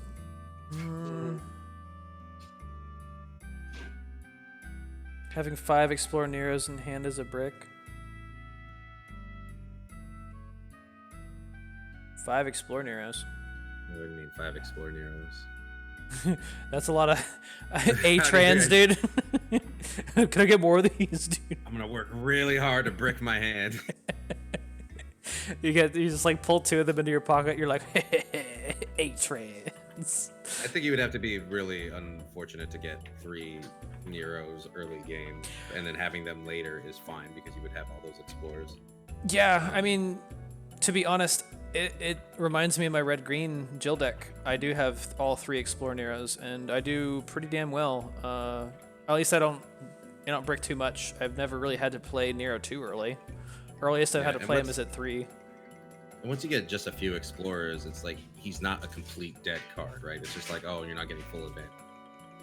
Even at 3 explorers, he's arguably better than Nash. 5/7. Yeah, I mean, he doesn't combo's combo. nice, but on the incoming hit, you still get more damage. Yeah. I think I'm just like a big fan of her, but I really like Sherry in mono green explore deck. I agree. Why is that? She's the explore count is 3 or higher, gives all friendly units +1/+2. Oh, I was thinking Oh, of that one. 8 cost Sherry Birkin. I was like, what? 8 cost I wouldn't really use in this. Yeah, I was like, what are you talking about? I actually like the 8 cost. I think it's just a very well-rounded play. It's Talking a about nice baby card, Sherry, dude. but the fact that Jake just gets eaten by demonic intimidation or fate is really bad. And then, I mean, it would work a bit in this deck because you would have a lot of the berries, so you would have damage boost, but you're also usually spending those right away. So getting Sherry's damage is kind of rough. Getting her damage up. Right. Grawer says there's also the always looming threat of +3 attack and spillover with the HA. That part I like, but from experience, I can say that it's also kind of frustrating, even with a bunch of shields, to keep those on Nero and keep him alive. Although I guess you could always, with mono green, you have more mana to work with, so you could put two units on the field at the same time. But I feel like for the common matchup of Rakoha, like having antibody is really nice, but it's still like yikes. So like Devil Breaker is cool as long as Nero is able to stay on the field. That's where I have a big problem trying to get that shit to work because it doesn't take too much. Unless you have 9 explorers and then Nero comes up with 13 HP, and then they're going to have to do something. Yeah, but this deck is really good at getting high damage up, which makes those Hakais extra scary. Oh, that's a good point. Do you put baby Sherry in there? What does she cost? 6? Yeah. Fucking put a jelly on that, dude. Fast baby. Coming at you super fast, dude. Holy shit. Sherry's also nice because she does buff. Oh wait, I don't think she buffs her. Or I think she does. I believe she does buff herself as well too. So that makes her a 3/8/6 cost. That's also buffing any other units you have on the board. I fucking hate DA, dude. DA could be good. It's just kind of rough because he does lose to a lot of things being at that 5 cost amount. But with a lot of the explorers, he could build up pretty gross.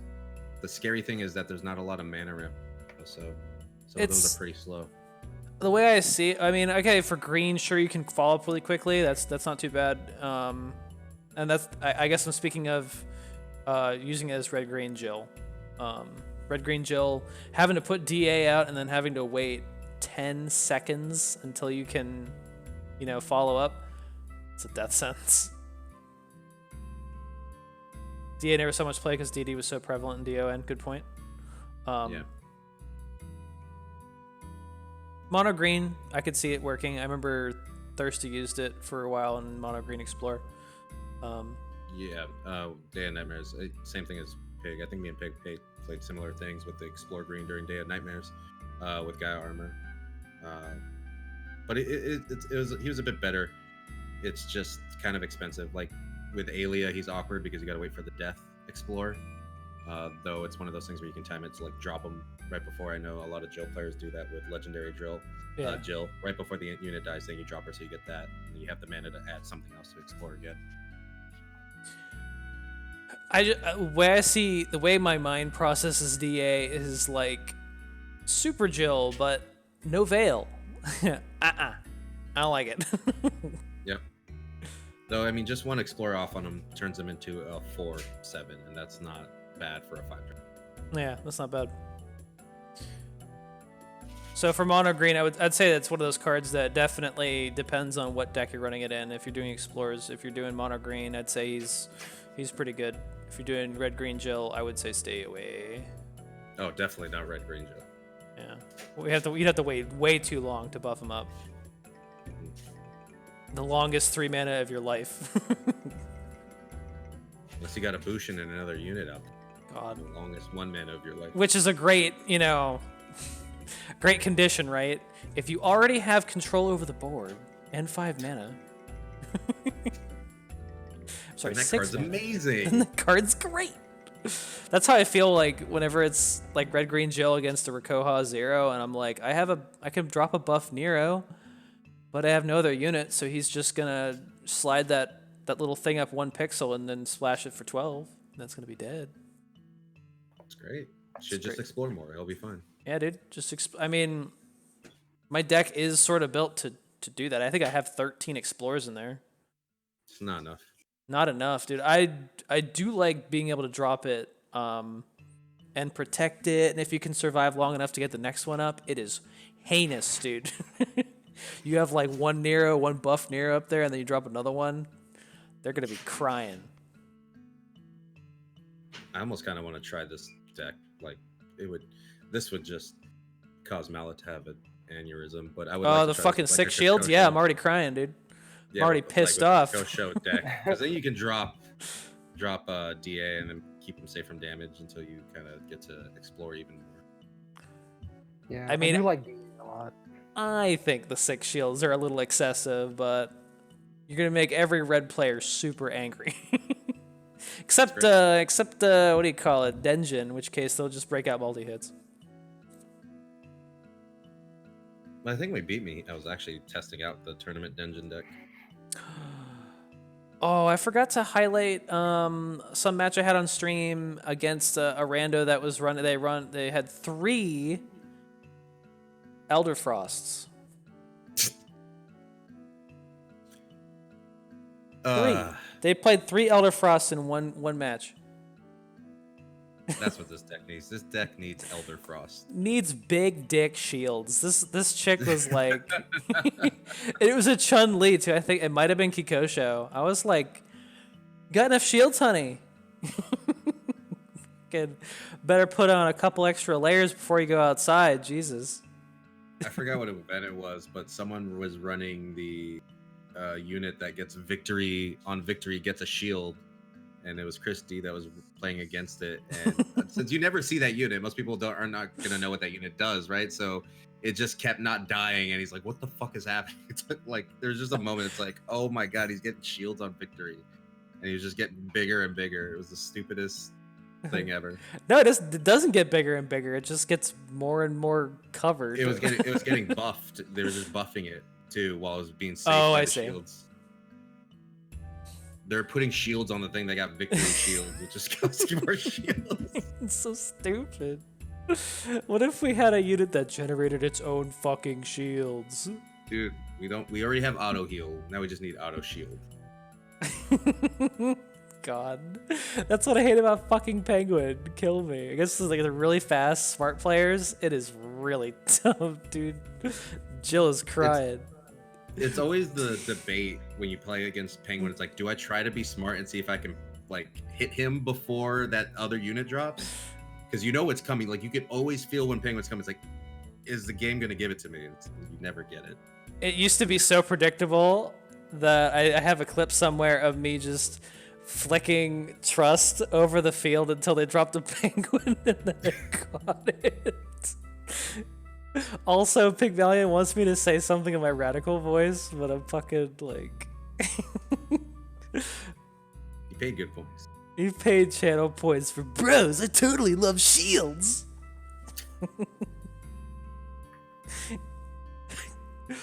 Kappa, dude. Oh man, it's gonna go on forever, dude. We're gonna have more shields next card set. It's gonna be like, but how you getting those shields? That's the interesting question. Just more shields. Oh, that's okay. So yeah, I think this deck is pretty good for mono green. I don't want to fight it as red. What else? No, I like having more explorers to bank off of Nero, but that's just personal preference.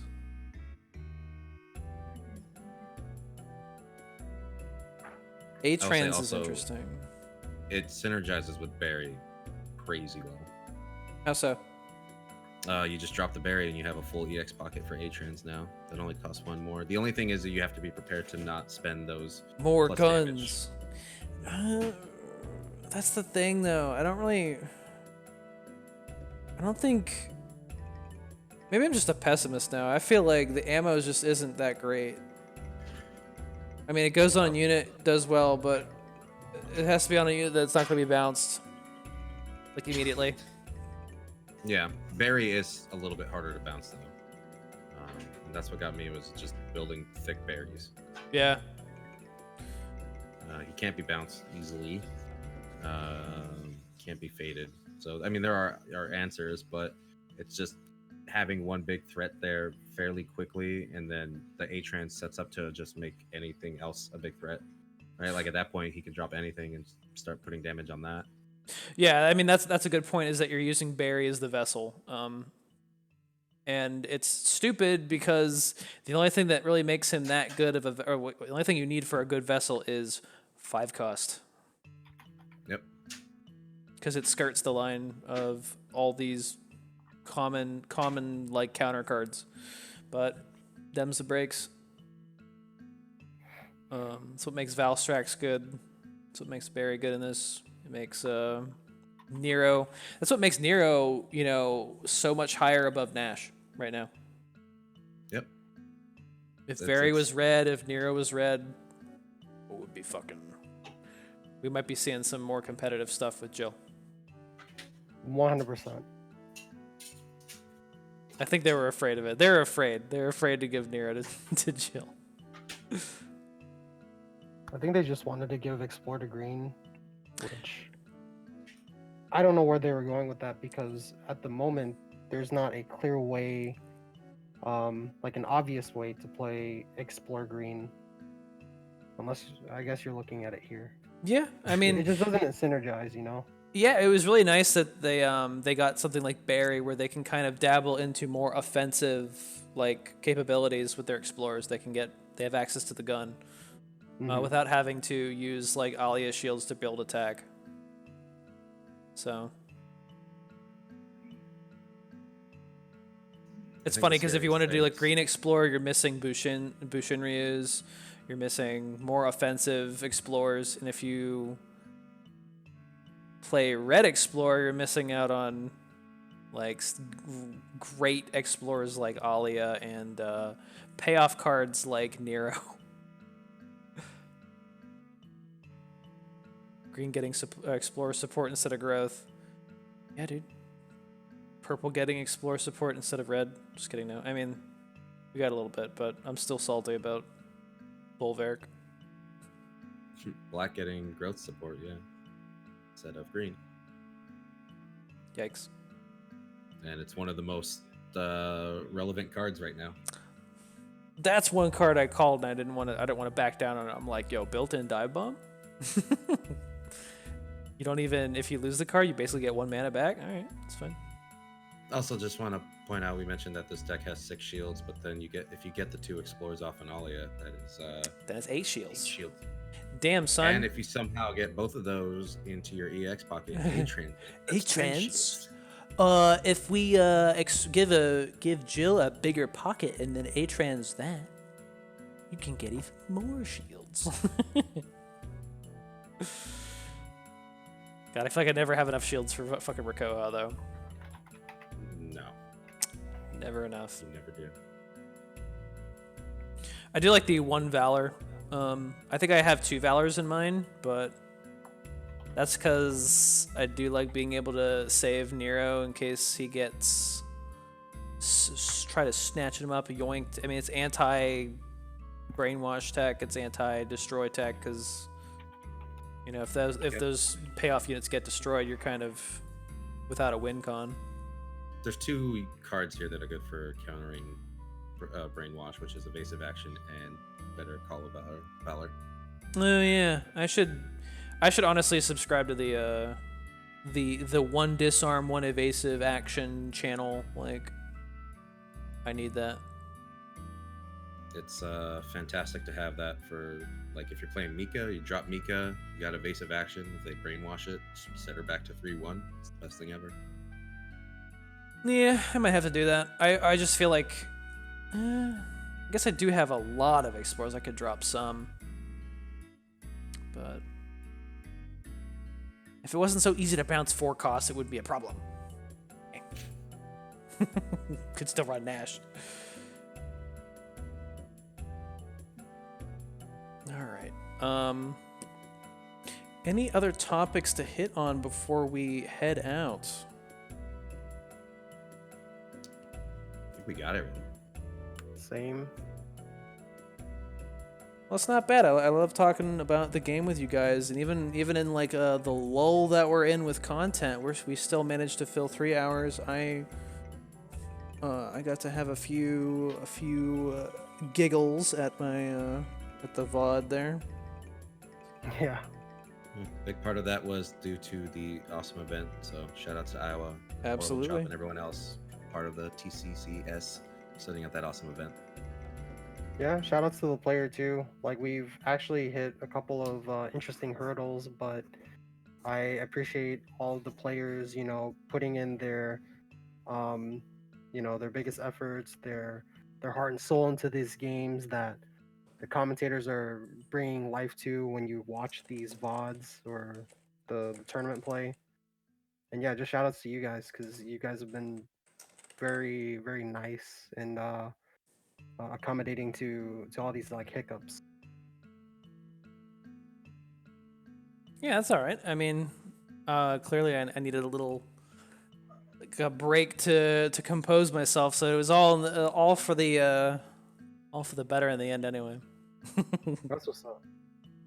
Yeah, we originally thought it was going to be a 6-hour event, but shoot, we've already passed the 6-hour mark just on the last couple days alone. So us doing it again next week is kind of like, yeah, I don't know. This is pretty crazy though. Thirsty's got some JoJo shit happening behind him, dude. Oh yeah. I don't even watch that anime, and I can recognize all those muscles, dude. Better cut it out. Grar's asks, we're still doing viewer matches. I don't think so. It's a little late. I got another terrible Mega Man X game to play, and Shit. before that. So, you're not gonna be streaming right away? I mean, are you gonna? Do you want us to host you? If we do that, I just need to start setting up now. The terrible ones are the best ones. Smile. Oh, that does remind me. I am getting a capture card, so I will be able to stream different games soon. Ooh. I'm excited because I got the recommendation from Thirsty, and then I one-upped him. I got a slightly better card than just kidding. No. Yep. Got Sounds the about right. the Elgato HD60S. But it's funny because when I ordered it the first time, it was like, oh, it's not gonna get there until like May 5th, man. I was like, oh, that sucks, but whatever. And then it got back to me. It's like, oh, your payment information got denied, bro. You better put that back in. So I had to reorder it, and then it was like, okay, it's gonna be there on April 25th. And I was like, what? So that's It's a good exciting. card. Now I gotta go one up Malin. Son of a nicer bitch. one. Dude, I had a S friend. plus. I had a friend do that with computer parts where I'm like, dude, I'm getting this. He's like, okay, well, I'm gonna get this. This has 1 bit more of RAM. Son of a bitch. You can do a lot with 1 bit of RAM, man. Do 6 damage to face. Sorry, your payment info was denied. Can you please send it to this address instead? Dude, just put PayPal and I was like, fuck this thing. I'm not messing around with this. Fucking Walmart.com. Not worth my time.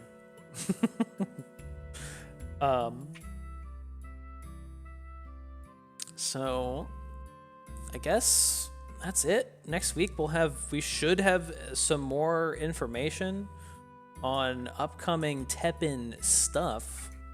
But for right now, we're just kind of waiting. It'll be funny if something shows up tonight or tomorrow or something. Like right when we end the stream. It'd be like, oh my god, balance changes, but we're not telling you what they are. We're just going to tell you who they are.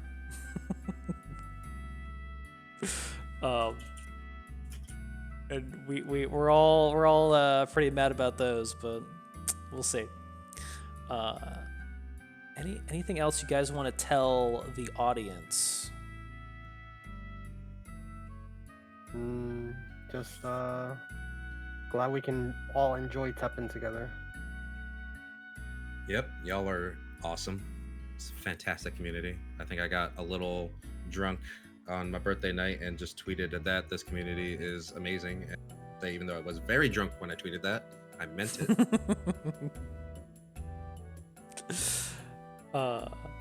Who is the audience and why are we calling him out, dude? Listen, Will, shut up. Time this man out, dude. No. I guess I should give a shout out to the TEPPEN community too, because I received my first Twitch paycheck recently, and that wouldn't have happened without the TEPPEN community. I mean, they make you wait until you can get $100, which on each sub it costs you $5. I only get $250 out of that, which is a bit of a yikes. But you know, I still appreciate every single sub. I know Iowa came to sub to my channel after my crippling defeat on Saturday, and I was still fucking massively butthurt.